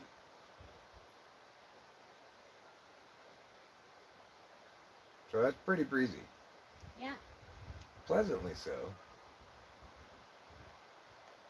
It's a nice temperature right now. it is. With the sun directly on us, we could almost take off our jackets, but then you feel chilly pretty quickly. When the breeze, yeah, when the breeze blows. When I went to get a carton of cigarettes this morning, I was surprised the car turned on its little snow and the triangle thing. Did it? Yeah, and I checked the temperature of the car, said it was 37, Mm. but it's still, I guess, it warns you it's cold, yeah, higher than 32, I guess. What kind of rocks are those in your area? Appetite, carnelian, and I don't know. Appetite? Mhm. Like the thing that makes you hungry? Yeah. Hmm. Well, does it have magical powers? It's like I don't. Yeah, it does, but I don't actually know what for appetite. I'm not sure. I bet it Look has it nothing. up. I bet it has nothing to do with your appetite. No, it doesn't. I don't think. It's just a coinkydink. Yeah. Look at all of these rocks we have here. How many wonderful rocks there are. They really helped too during the when we had the snow and all that rain. Yeah. Oops. Like this rock is obviously some kind of quartzy thing. Mm-hmm. Wow. This rock is obviously some other kind of rock, some kind of mineral. You know, it's blue. It's cheeky in its demeanor. Then we've got these flat rocks, big pieces of which we have as stepping stones I pack. This might be called stone, I'm not sure. What other kind of rocks do we have? Well, look at this nice big smooth rock. It's smooth as can be.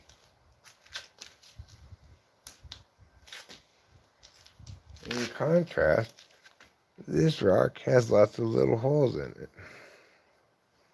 It's as holy can be. What's that white one? This is quartz that's Ooh. more in crystal form than that other one that's more like a rock. It's shiny and glittering with the crystalline form of crystals. Let's see what other rocks we have. Looking for rocks is fun. It is fun. This is kind of a cool rock. Yeah. It looks like a moon with a scoop. It's a scoopy moon. It's got a line on it. It's got this gaping maw. It's a pretty good rock.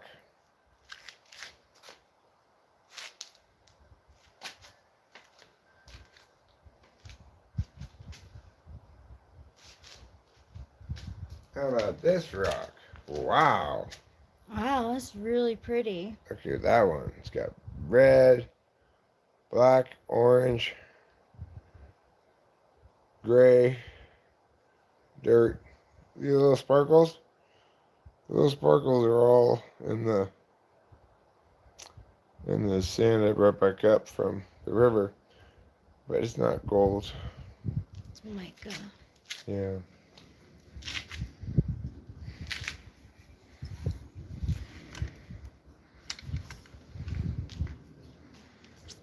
We watched some funny Saturday Night Live sketch yesterday. including this one where they were writing a jingle where the law firm wanted people to remember their phone number. It was really funny. Oh yeah, that was really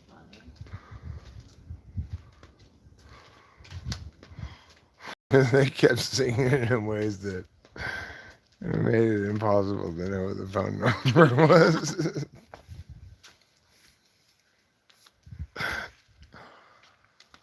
Ah, we're in the backyard. It's nice to have a backyard again. It's not all covered in snow. Snow is fun. I'm sure we'll be ready for snow again next winter. But, you know, it's a little confining when you have that much snow. Can't even go outside hardly. really not gonna be on regular snow. We love snow. Yeah, I agree with you. It'll fall from the sky. Yes. Like rain, but a lot more slowly. What is the dolphin in the boy? Put it underneath the Oh, deck thing looking back. that's good. Yeah. It's our first line of defense against evil spirits coming from the west.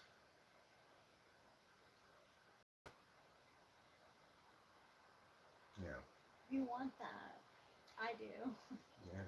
Never hurts to have a baby and on a dolphin protecting you. Because evil spirits, when they come across a baby on a dolphin, they're they're defeated by the Muriel core quality of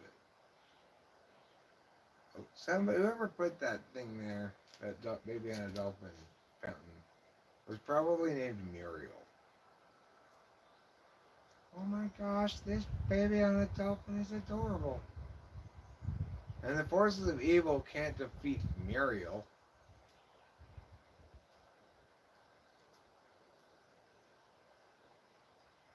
You look over there at the shiny bits of the dirt. See how much is there? Yeah, there's a lot. Oh, you can see it. Mm-hmm. It looks cold. I know, it does, right? That's so annoying. How are you gonna be able to decipher? Right. If there is gold in there, how are we going to be able to tell it apart from that? Yeah, that's gold. Right. There might be some gold in that sand, but I don't know how to tell it apart from the mica bits. My guy, I think, looks more silver. Like pirate's gold. Well, go look at it up close. You can walk. You can walk onto that bag and you can look at it.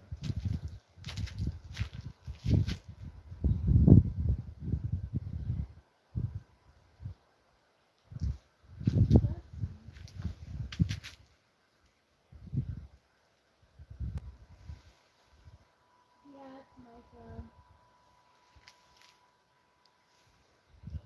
Rachel agrees with me that that stuff is mica. Yeah. We won't get rich on that. 'Cause that stuff is mica. It looks kind of shiny, looks kind of cute, but it's not a valuable thing worth 2 cents even. No reason to collect it.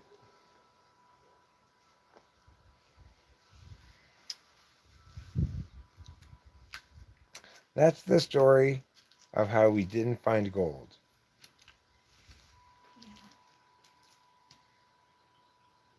All that's right. I got up all the time. I at that era I got it. Yeah, that was Thursday. So I drank a glass of sand. And you know what? After I was done drinking the sand, I was even more thirsty. Yeah, well, Tiffany, you shouldn't drink sand. Why not? It's not a liquid. Y'all kind of, all right. It's a good point. Okay, you win.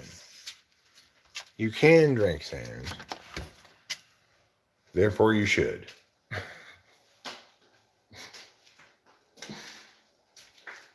In fact, therefore you must. Everybody must drink sand. That's my new motto. I spent all of my gold on pyrite.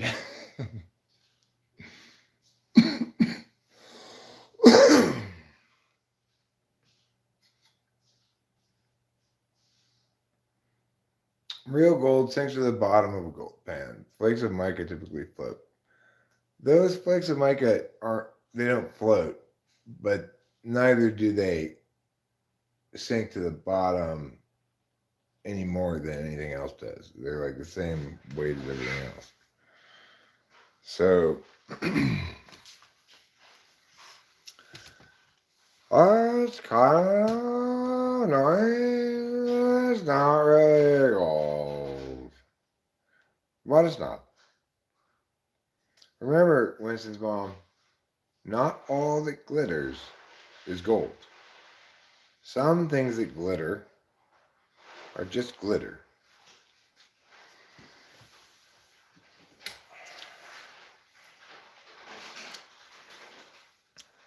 Some things that glitter are actually litter, like glitter itself. Exhibit A. Because glitter gets all over the place. Now it's time for me to read the chat and see, oh no, what's going on? And then I'll know. Okay, here we go. Scrolling up, scrolling up, scrolling up, scrolling up, scrolling up till I get to where I left off.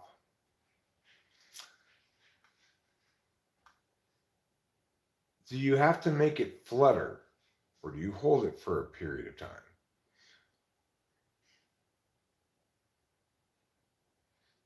I don't think that experience is only one that S.E. Polar can experience, to be honest. What experience?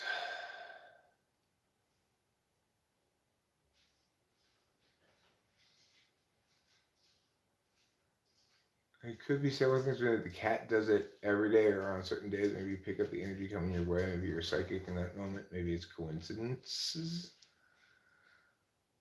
Could be anything. A step into a more specific explanation why engineers say everything carries similar structure. Except for different structure, Dan. Do you have to make it flutter? Do you hold it for a period of time? Both. Whatever the initial instruction, it's impossible to predict what the sub-goals of the AGI would take to reach that goal.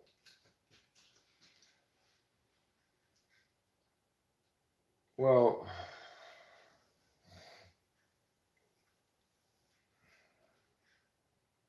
I mean, its scope isn't defined merely by its prime directive. It can be conscribed, its jurisdiction can be conscribed by other things. Like my penis. AI, it'll say. Don't come over here and try to get your digital fingers on my woman.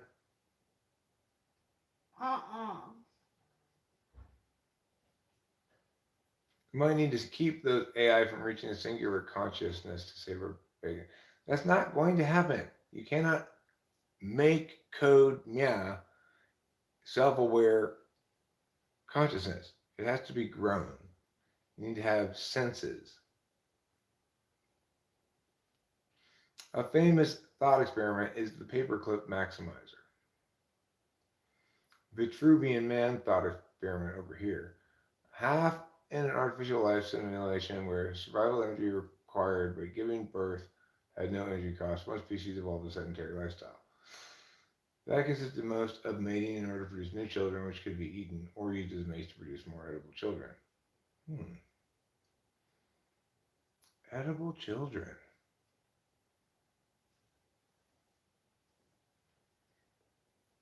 I vote no.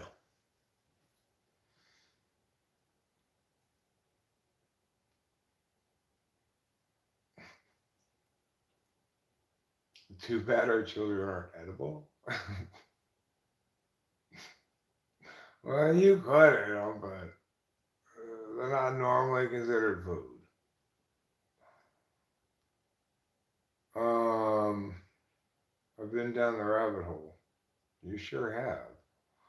Yeah, it wasn't told. Then again, I suppose we have instincts that tell us what we don't know. That eating babies is bad, and that there would be an entropic loss. So anyhow, entropic loss. You mean I'd have less entropy? Oh no, more order in my life. I'm trying to keep a comfortable distance between my whimsical thoughts and accountability. I have a hunch I could have some ability, but scientifically it's impossible to verify. You gotta verify it with your heart and your feelings. Use them you are seeing to see if you are psychic or not. Um, Better example might be an AI model given a task to catch a virtual ball before it hits the table. If it learned if it put its hand in front of the ball, it would appear that it had caught, at which point the human would give the reward. Why does an AI need a reward? I mean, it needs some sort of incentivization structure, but that can naturally occur if a prime directive is set up adequately.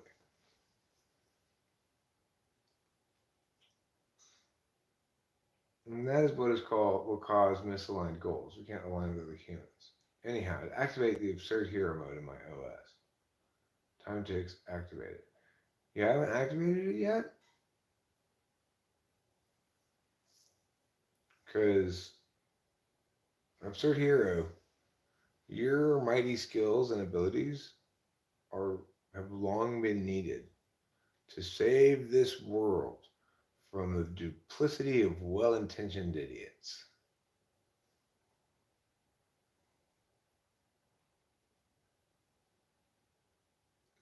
That there is Sparkle Core. I'd like to hear more about Muriel.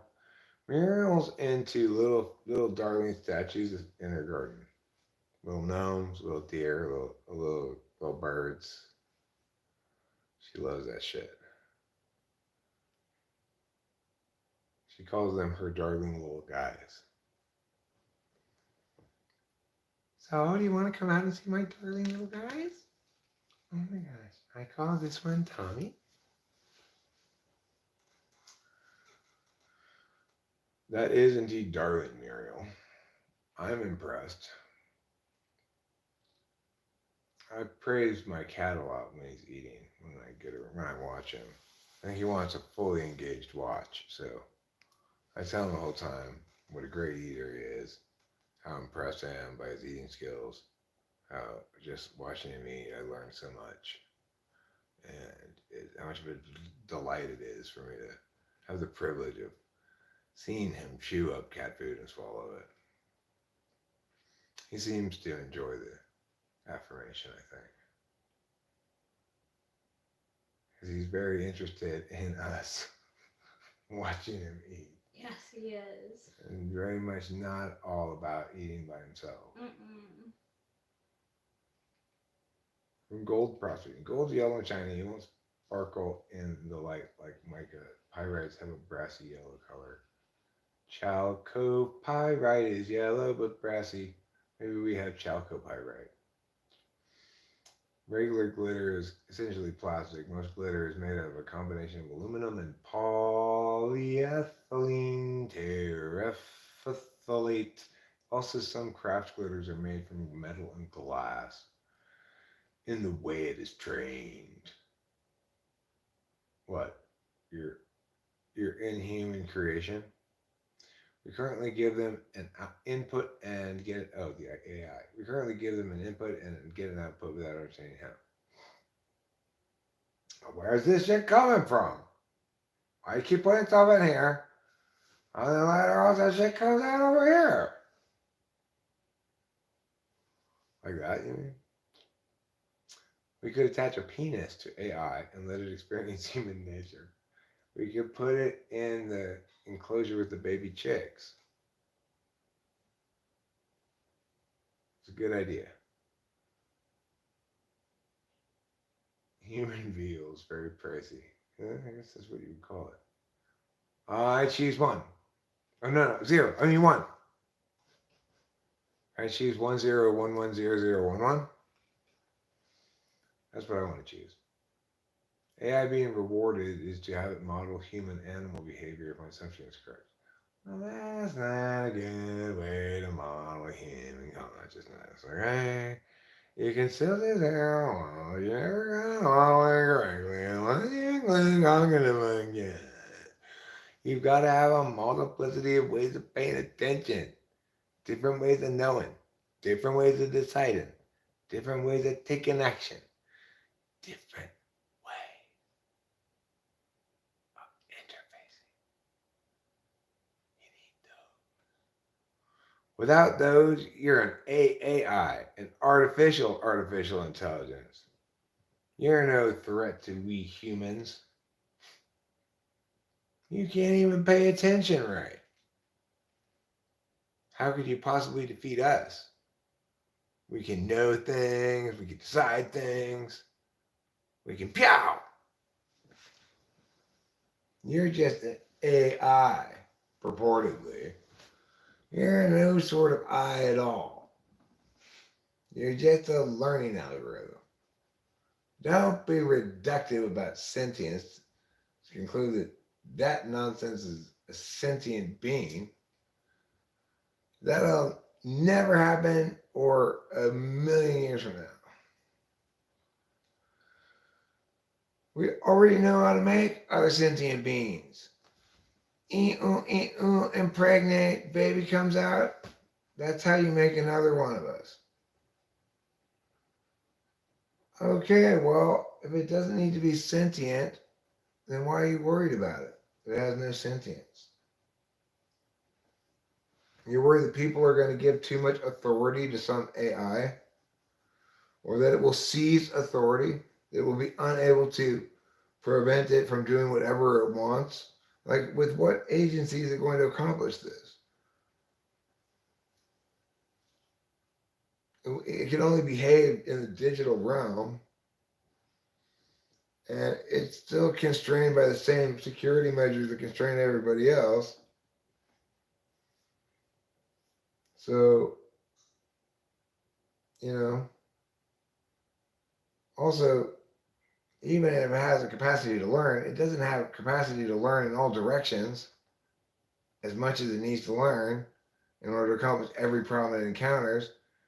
It first has to conceptualize the problem, you know? Well, Gruntcore, you know what? I'll take that bet. That we'll check in 30 years. And if AI has become all meow meow, like you say, then I'll owe you one Arnold Palmer. Whereas if in contrast it has not, you will owe me one half and half. Half lemonade, half iced tea. Light, not diet. Light nut diet. Write it down, motherfucker. Light not diet. We'll check back in 30 years, okay? And be prepared to provide me the half and half that you owe me. Because while you will get a name brand Arnold Palmer, I will just settle for a generic brand half and half. Well, Arizona brand specifically. Won't cost you much. Hopefully, in 30 years, it'll still be $1. It'll still be 99 cents for one of these. What aisles did you find it in? I found it in the Arizona aisle. It's near the cat food. over there, you know. Yeah. And I enjoyed my trip to Pioneer Market. I went to Pioneer Market by myself. Rachel was feeling nappy, so I went to the market by myself, and it was kind of nice. You know, I thought to myself, well, this is a good chance to take some pictures on the way, maybe make a little couple of short videos. I made one video on the way back, but by and large, I didn't do any of those things. I just went straight to the store. I wanted to go through Burger King to get lunch on the way to the store, but the line was so long. So I said, no, I'm not going to Burger King. I would just get a supermarket chicken from the supermarket. And I did. I was shocked at what a small supermarket chicken was. It was. Usually they're much bigger than that. Some of them as big as the Empire State Building. But this one was halfway to a Cornish game hen, its size, you know. So naturally, I demanded to meet with the manager and screamed at them for an hour and a half before I came home. Not really. I didn't even realize it was such a small chicken until I started eating it in the car. Like, wow, that's a small chicken. I saw multiple turkeys on my way to Triangle Market this morning, wild turkeys, and geese. Turkeys and geese. I saw two geeses, and I saw a bunch of female turkeys. First, I saw one lone female turkey scrambling around down here at the corner of Snyder Ridge and Heights Cove, looking like it was separated from its group or something, maybe. And it looked kind of youngish. Like it wasn't a baby or anything, but it was a small woman turkey. Turkettes, I guess you call them. Anyway, then on the way down out here in that big open field over there, I saw a male turkey, and he was being in charge of a big group of female turkeys. It's funny watching the male turkey like look around like these are my turkettes. You can't have any of them. But you know, the other day we saw one that had two males in the group. So I guess sometimes they share duties. If one turkey has so many turkettes that he just can't take care of them all anymore, he invites another dude to come who's got a small group of his own turkettes, and then they share all the turkettes. I think maybe that's what happens. Seems that way. Yeah. But the thing is, it's like the male, he's not even eating. He's standing around looking, standing guard, you know? He needs to eat too. So, naturally, I stopped the car, got out, walked over to the turkeys, and started scolding him about it. I also didn't even take any pictures of it.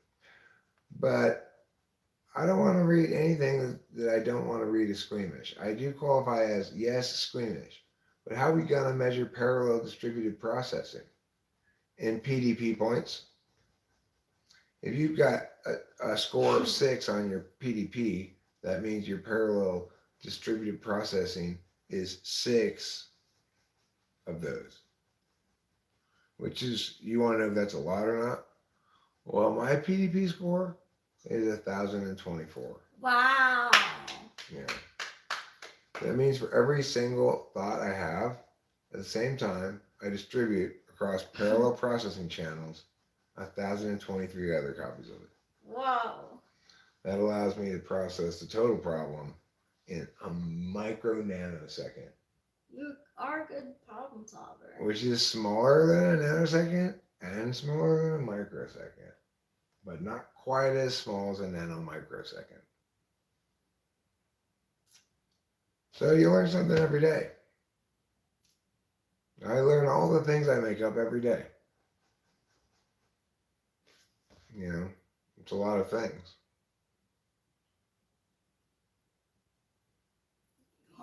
creative person. Thanks, Rachel. You're welcome. My mom texted me.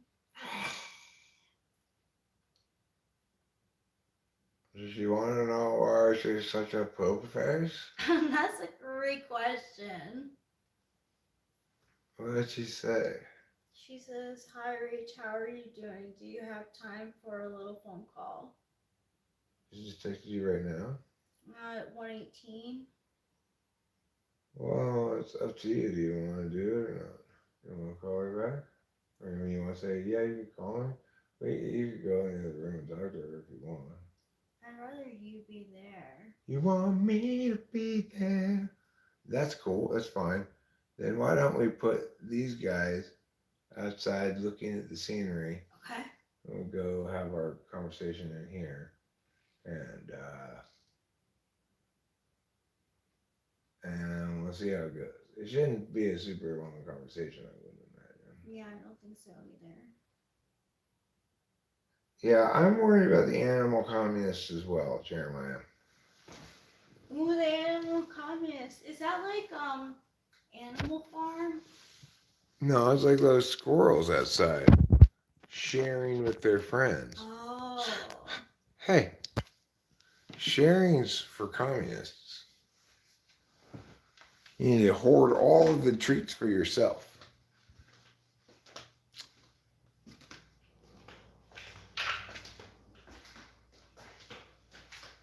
That's why I blacklisted all of those squirrels from working in Hollywood.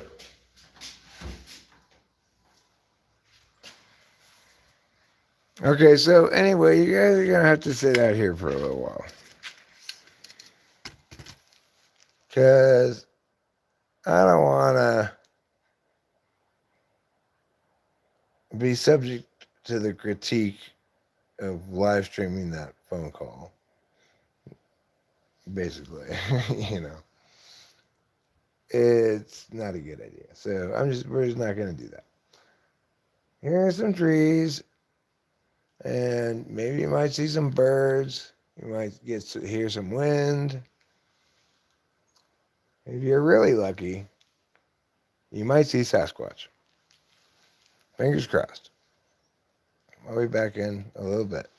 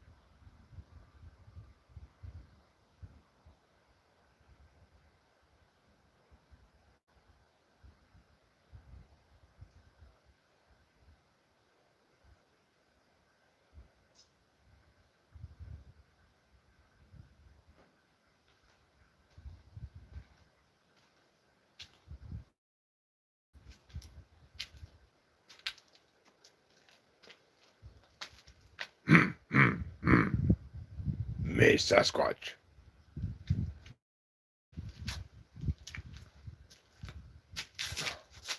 Oh my god, did I just see a Sasquatch running away? I think I did.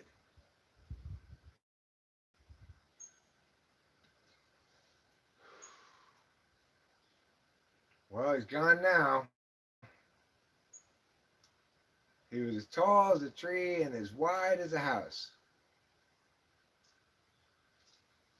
covered in black and brown fur, with a double whammy of Sasquatch fur colors. He looked like an ape, but he danced like a queen, sang like an angel, but he acted like a tramp. He was super big and super clean.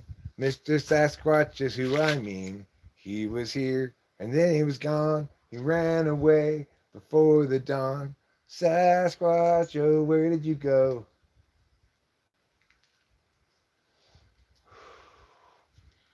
I can't write a white rabbi. I'm trying to catch a video of Mr. Sasquatch. I think we're about done with this phone conversation. It seemed to be going smoothly enough. I, you know, I hope as soon as I left, probably something happened, but let me go back in there. We'll be right back.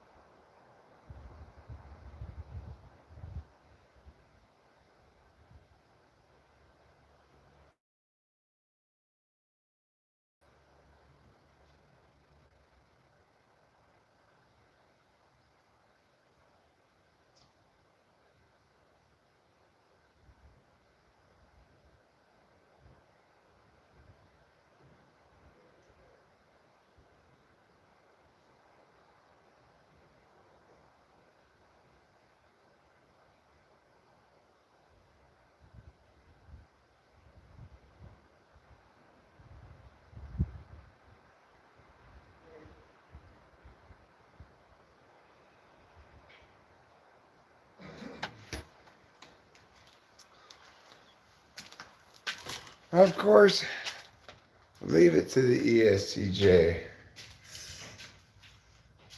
to actually be quite helpful in getting us our thoughts organized about what we have to do as far as the wedding. I didn't hear the part I wasn't here for, but the part I was here for, that conversation, not much to critique about it. You know, she said she's coming to the wedding, and she's gonna look into the florist for us, and she kind of gave us verbally, went down a checklist of things we got to do, which was very helpful. Well, unless you feel differently. No, I thought it was helpful. Is the kind of conversation that I hate listening to, like bunch of TE logistics stuff, but it's actually very helpful. Let's see. Outside of the Pacific Northwest, Florida is among the most bustling areas for Bigfoot, according to Bureau reports, getting as much activity as Ohio and Texas. In Florida, though, the creatures are called skunk apes, smaller, leaner, and far stinkier cousins that have a strong, foul odor reminiscent of a dead skunk mixed with cow manure and rotten eggs. Hmm. So that's why people are always calling me a skunk ape. That's exactly how I smell. Yes, everyone knows Bigfoots smell like shit. Please make effort not to point out every time you see Bigfoot. Thank you. Graham Rumeux. Me wrote book. It Bigfoot. What a great title. That's a fantastic title.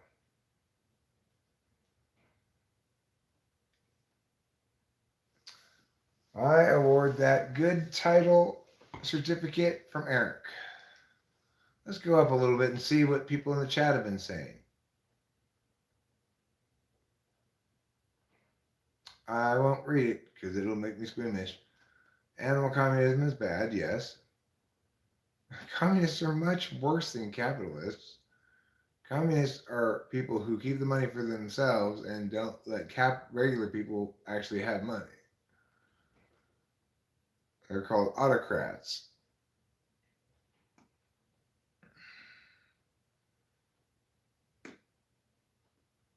Capitalism is simply the absence of use of force, preventing people from doing business with one another. When asked how far China lags behind Silicon Valley in artificial intelligence research, some Chinese entrepreneurs jokingly answer 16 hours, the time difference between California and Beijing. Well, that's unfortunate.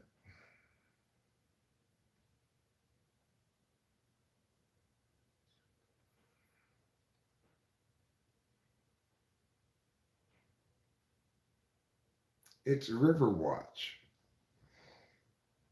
What are you doing here? Aren't you supposed to be watching the river? What are we going to do if the river suddenly rises beyond its banks and floods our fields? Who's going to be blamed? It'll be you, River Watch, because you weren't doing your job. You were just playing around on your phone, watching Talking with Famous People. I mean, sure, Eric was insanely interesting, but your job was to protect us all from flooding. And now, whose feet are wet? Everyone's.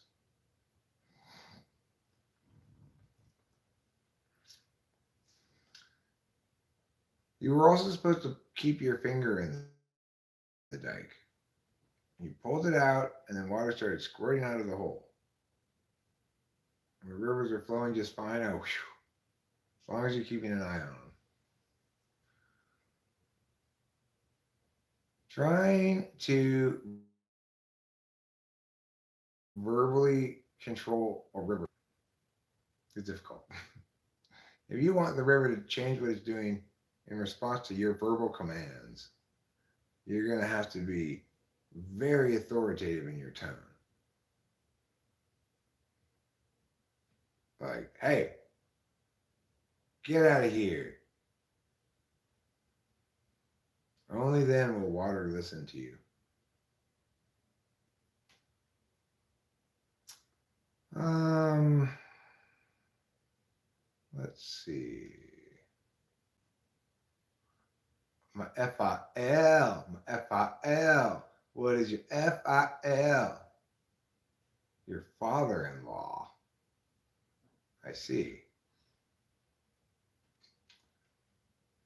The courts rendered a judgment dictating that he is officially your father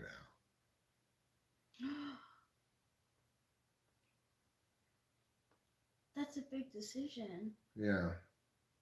That means he has the power to withhold your allowance, to make you mow the lawn, to make you go to your room, and to prevent you from sleeping over at your friend's house. I missed Typology. Any episodes looming? Probably. I haven't really thought about it, but good idea. We should probably make a I couple got a episodes. suggestion from someone. Oh, yeah? Yeah.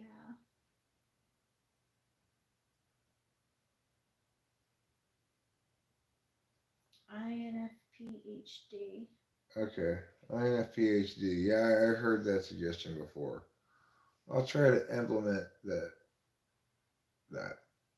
We'll see what happens.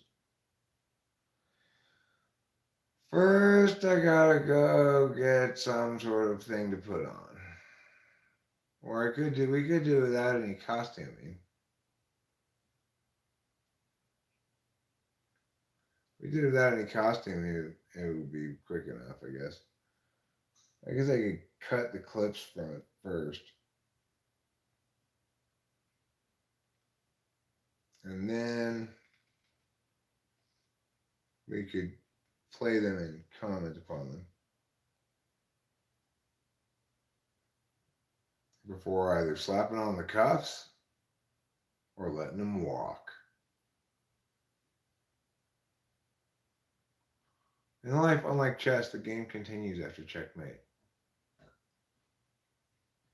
So, what's the analog to checkmate in life then?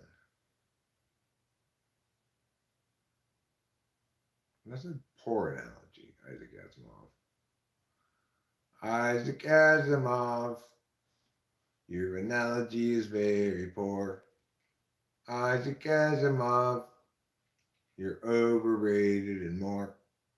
I never liked your books, and I like that genre. So what the hell is wrong with you? Perhaps Albert Brooks was inside you and making you write movies too, but I really don't think so. Take that, Isaac Asimov. Take that. Don't speak ill of the dead. Well, don't be Isaac Asimov then.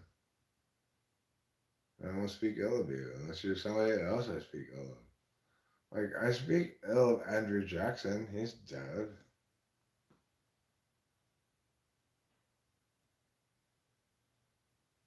He was mean.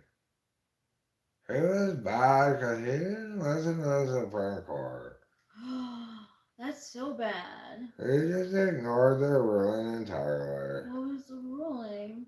I was like, no, you can't force those Indians to go live over there. Oh my god, what a dick. He's like, the Supreme Court wants to stop me from moving those Indians. They can bring men on horses. Of course, Supreme Court has no military part of it. The job of the executive branch is to enforce the court's rulings.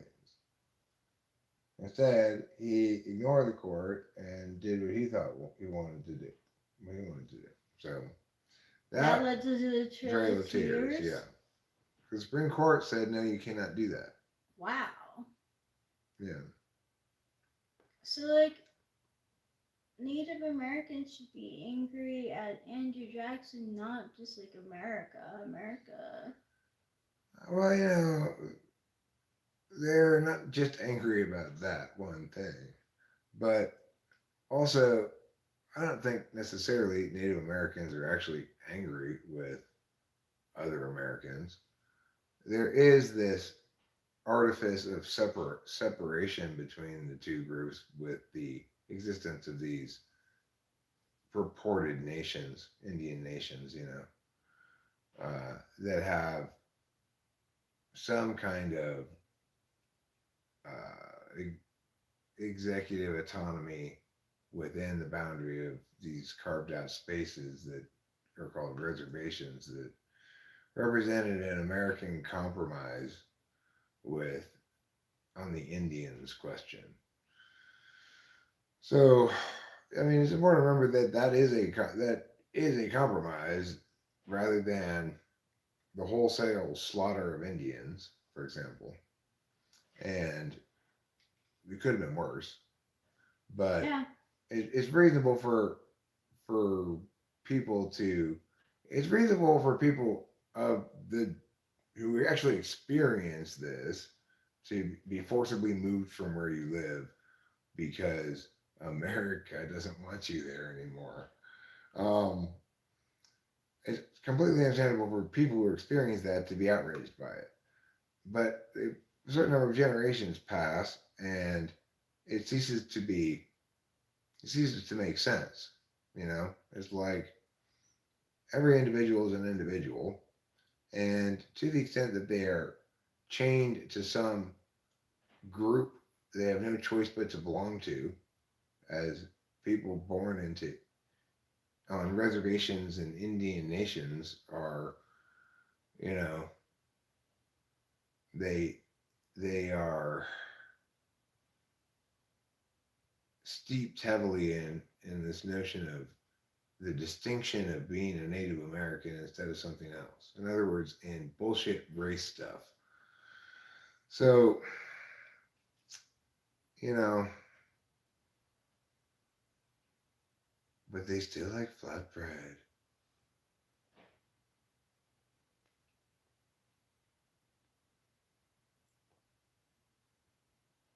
I went to an Indian reservation as a kid.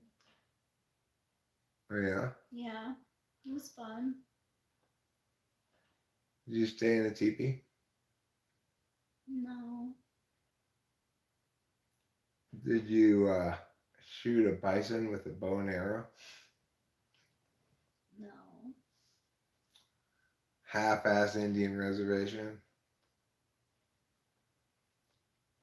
The cool thing about Indian reservations and their culture and their history and stuff is that used to be anyway, you could buy fireworks there. You couldn't buy in other places because the Indians have a long cultural tradition of selling M80s to white people, dating back to the year minus 10,000. Minus That's 10,000. 10,000 BC. And 10,000 before Christ? Yeah, they were already selling M80s to white people and cigarettes. It's hard to think of life before Christ. Life before Christ, it was a chaotic time. Hmm. A time when men walked around with clubs and beat up other people and took their corn. Call it what you want, call it. I'm a fucking non alcoholic.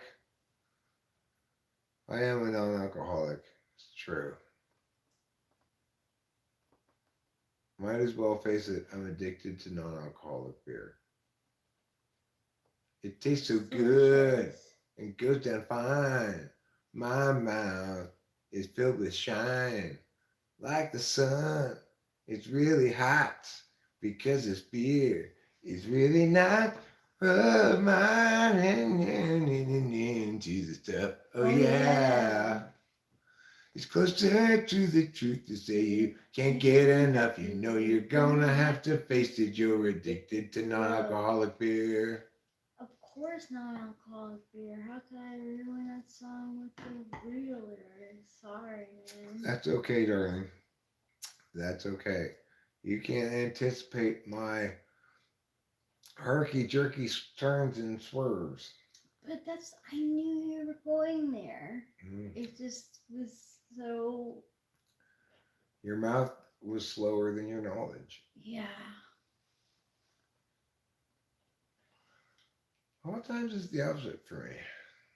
My mouth is faster than my knowledge. I'll understand what I said a split second after I say it. Oh, that sounded good. That makes a lot of sense what I just said. I don't necessarily know ahead of time. Call it what you wanna. Call it what you wanna. What you wanna is a good name for an NBA basketball player from Africa. What you wanna in the lane. Block shot. Another blocked by Wanna. What you wanna having a heck of a game. Wouldn't that be great if there was something named What You Wanna? Yeah. What you wanna?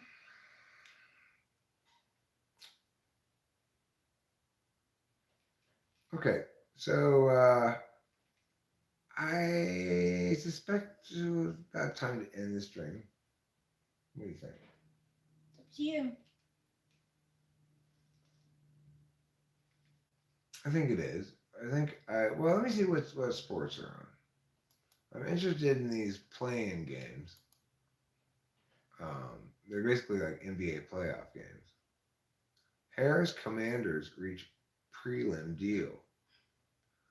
Oakland lost to the Orioles 8-7. How sad for them. Oh, that stinks. Tampa Bay won again. That's 13 in a row to start the season. That's a new record. Wow. It's a new record, NBA record. They're off to a red hot start. The Rangers are on at 4 o'clock. Cool. We could watch the Rangers game. That'd be fun. Yeah.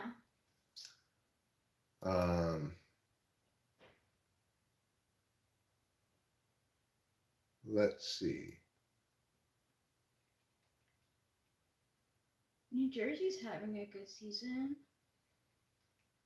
The New Jersey Devils? Yeah. They sure are 51, 22, and 6.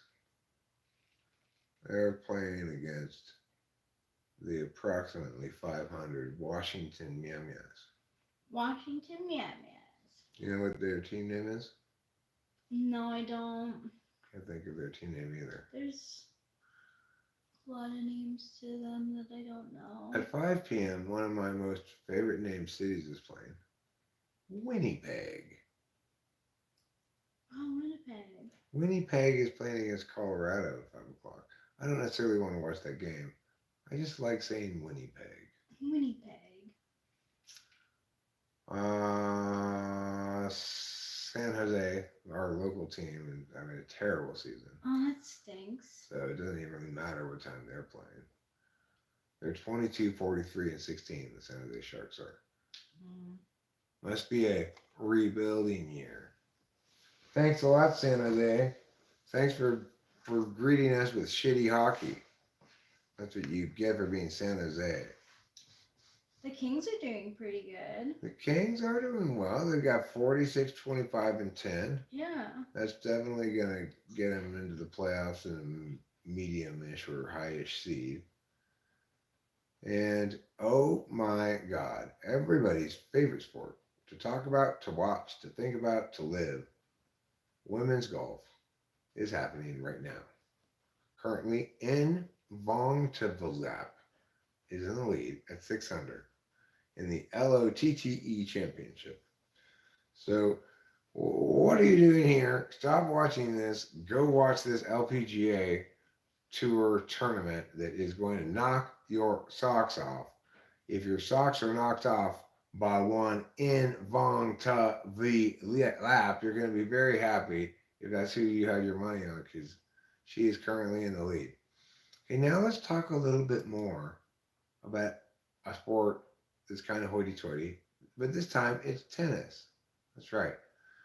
Interestingly, the final in one of the tennis matches today, El Musetti beat Djokovic. Djokovic. I forget what his first name is. In the other tennis match today, A.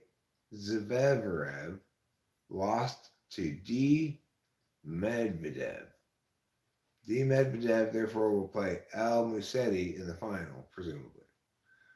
Now, at 1 p.m. today, which is already a long time ago, supposedly, Baylor is supposed to play ACU in softball, but they don't have any score up for it or anything. At 4 p.m. in baseball, the University of Kentucky is going to play at LSU, the recently crowned champions of the women's basketball for NCAA. Now we've got some European sports scores here. Sports scores. European translates into soccer. BO4 won USG 1. JOV 1 SCP 1. MAN 2 SEV 2. In the Europa Conference League, Ghent won WHU 1 and 2 as 0. Lech won Fio 4. Fasiba 2 Nice 2. So there's some news reports for you, everybody. News reports about the sports world and the exciting things that have happened therein. For more sports news, let's look now at the gymnastics championship semifinal.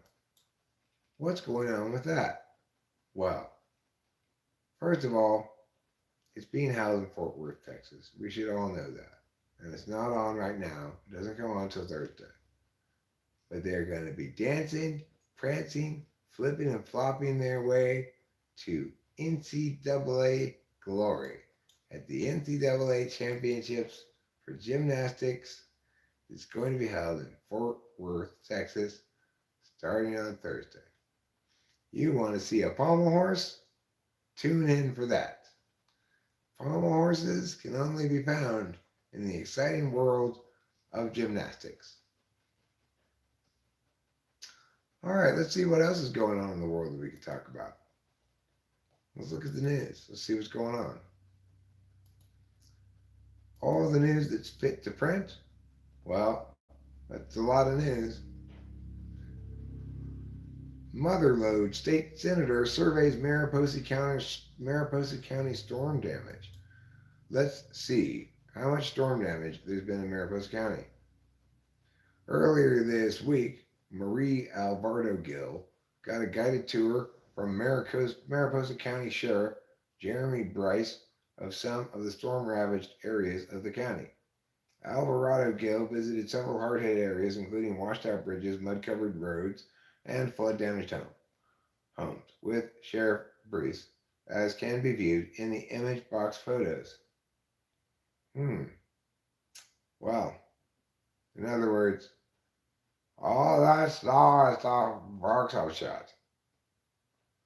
Not a big shock, really. I think overall we got out of that whole thing, the whole area did with fairly little damage overall. Yeah. You know, they repaired that road as fast as it would so break. Fast. You know. Yeah. It looks good too. Yeah. The hacking of ChatGPT is just getting started.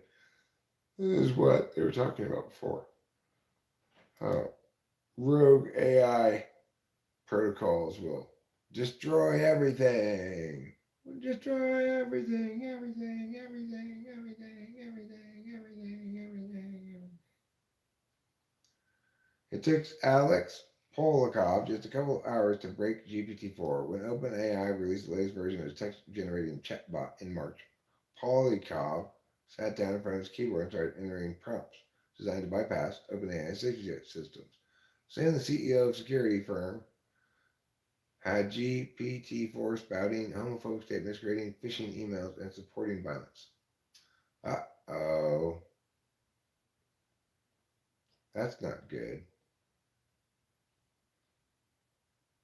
Everybody will be convinced by it. But the chatbot told me it was good. So I said, okay, well, chatbot, if you're sure. Chatbot's never wrong.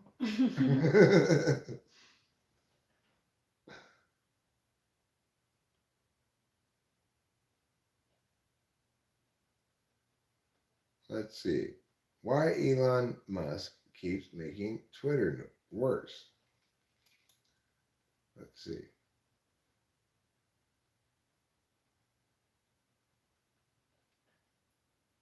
It's been an extraordinary disaster, apparently, since Elon Musk bought Twitter.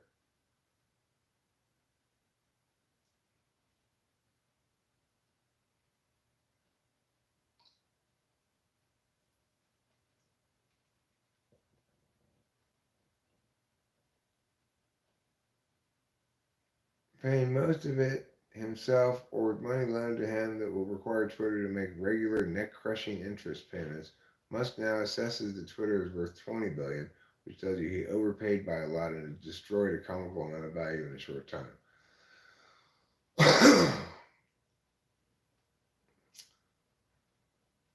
Oh, Elon.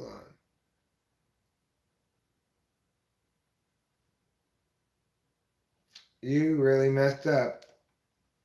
Twitter is never good in the first place. So one of the things that he implemented was that if you pay $8.99, I don't know if it's yearly or just one time, but you can get like a official Twitter stamp. Really? Yeah, which is good in theory, but people made fake accounts of like real people. You didn't anticipate that? Apparently not. Well, it's not very good on the other guy. Yeah, they even made one of him. Oh, he's like, wait, hold on a second. But you can't pay $8.99 to be me.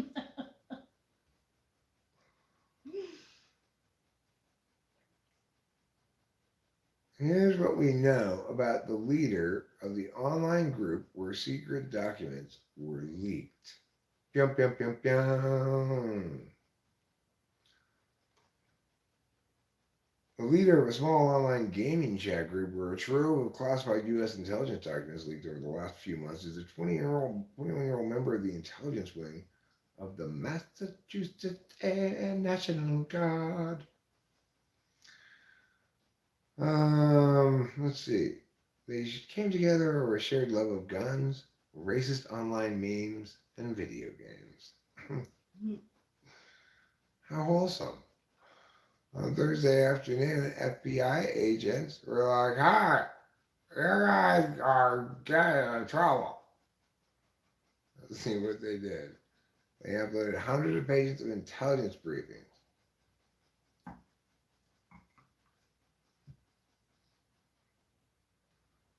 Huh. I want to know what they said. What did the intelligence briefing said? Details of the interior of Airman Chiagmia's home also matched details on the margins of some of the photographs of the leaked secret documents. What do they say though? Alright, there's a big investigation going on. I want to know what the secret documents say. And they say, shh, you gotta keep this a secret. The person who leaked, they said, was no whistleblower, and the secret documents were never meant to leave their small corner of the internet.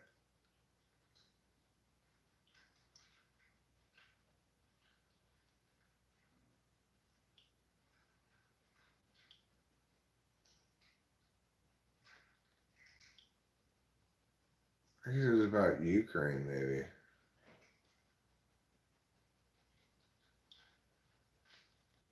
Huh. That's what I want to know. What did they say? Oh, fuck off, New York Times. Yeah. Will you please fuck off? New York Times, put a Broadway play on. Make sure it rhymes. And in that play, say we should fuck off. We're the New York Times.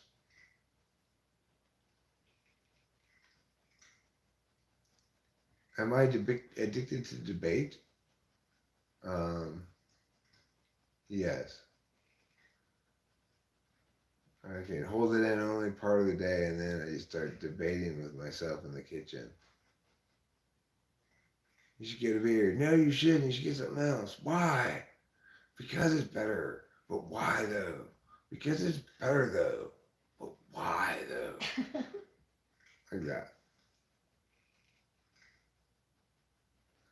The concept of Lebensraum, or living space, served as a critical component in the Nazi worldview that drove both its military conquests and racial policy.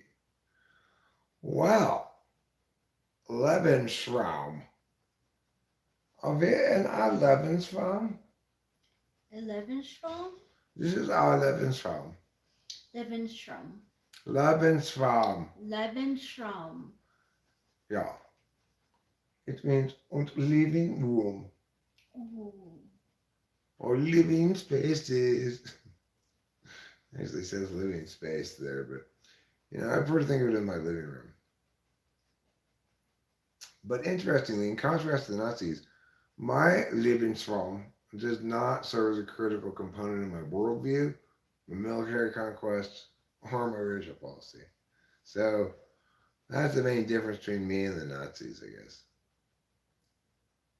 My Lebensraum serves as headquarters and central offices of the worldwide important corporation Talking to Famous People, which is taking the world by storm, one internet person at a time.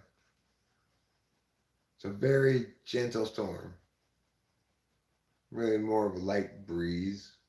Kind of, actually, it's more like a still summer's day. A still cloudless sky summer's day. It's kind of like that. So not quite by storm. We're about as far away from storm as we can be. I have a question, asks Jeremiah Biggs. Should I or shouldn't you? Well, I need to know what the object of this clauses is in order to answer your question. Should you poop? Yes. Should you put poop back in your butt? No. Hi, the AI is going to bring a new meaning to the term Wild Wild West. Is it going to be wild like Girls Gone Wild? Thanks to this crazy AI, girls everywhere are going to start taking off their shirts and going, wee! Is it okay that I was never one of those girls? It's preferable, for sure. The thing is, what if it's not just those kind of girls, but instead, there's actually a disease you can get at Mardi Gras that makes you do that. Oh. And so far, thanks to the very short lifespan of this virus, it's never been transmitted outside of New Orleans. Wow. But if it were to escape that area, we could have an outbreak of titties all over the country. Oh man. Well. Ignore our bot accounts tweeting anti-Semitism. Who's tweeting anti-Semitism? Is it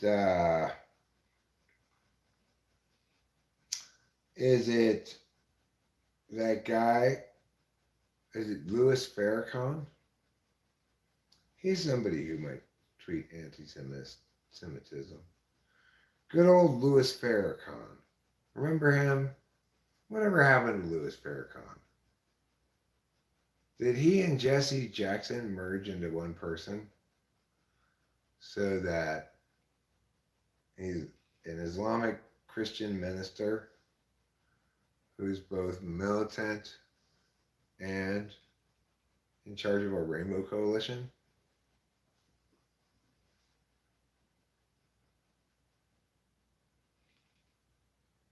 Jessalu Ferrickson or Louisy Jackacon. It could be either of those names.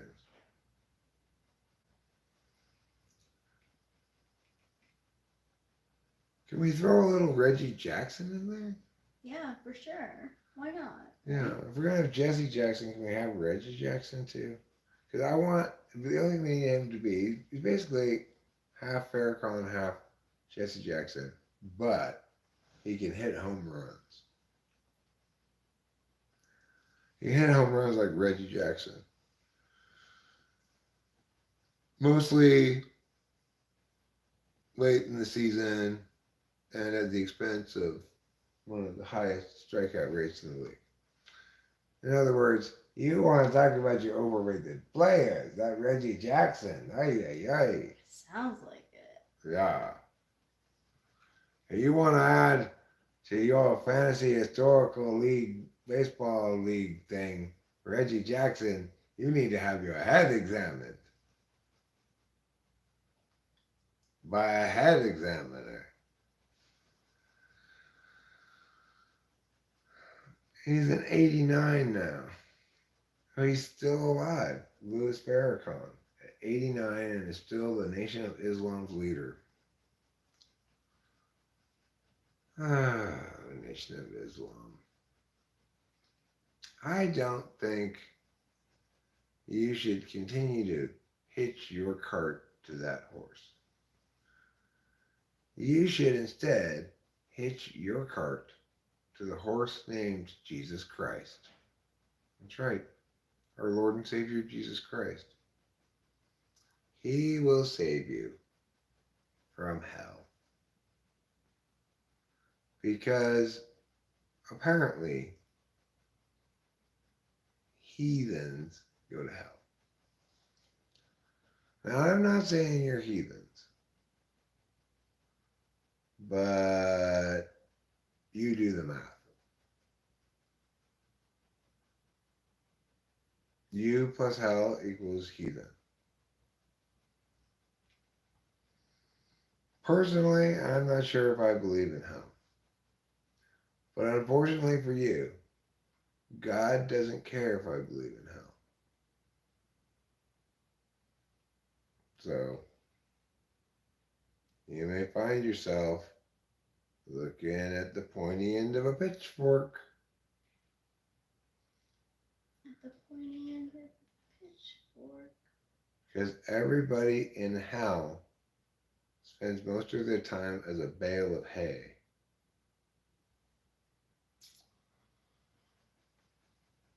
All right, so let's wrap this up.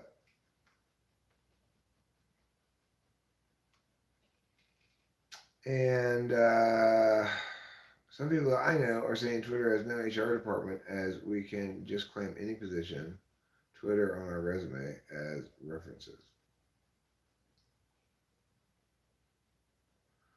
Oh yeah, I work for Twitter.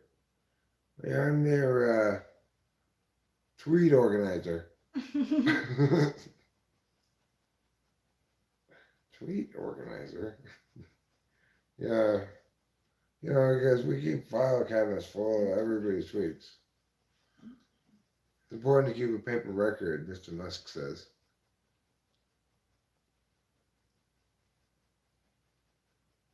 That'd be cool if Twitter kept file cabinets full of everybody's tweets printed out.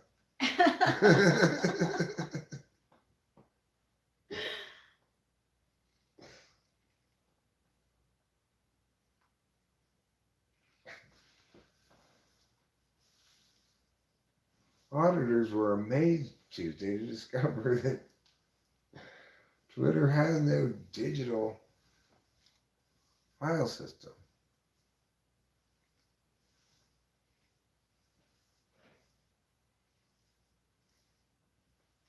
team of hundreds of file clerks run around all day long filing papers.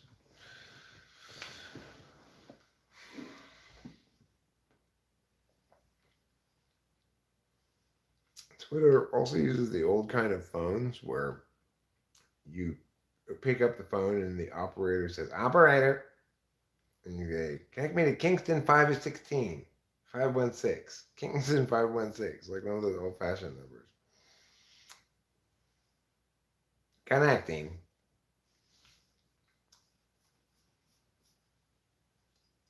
That's how they use the phone at Twitter headquarters. Connecting. Can you say that you work for Twitter as a phone operator? I could.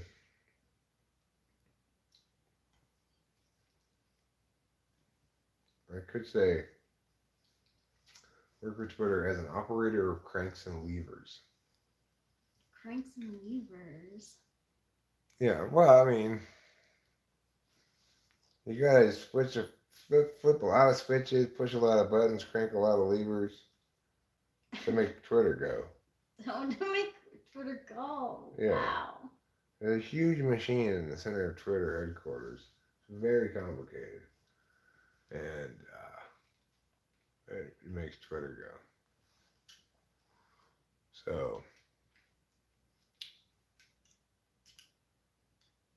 Does it involve birds? well, only in the sense that they're constantly having to shoo birds away who want to nest in the machine. Sometimes if the servers go down, it means a bird has laid an egg in some part of the machine. Probably got lost down there and got rotten. And then it started to really smell.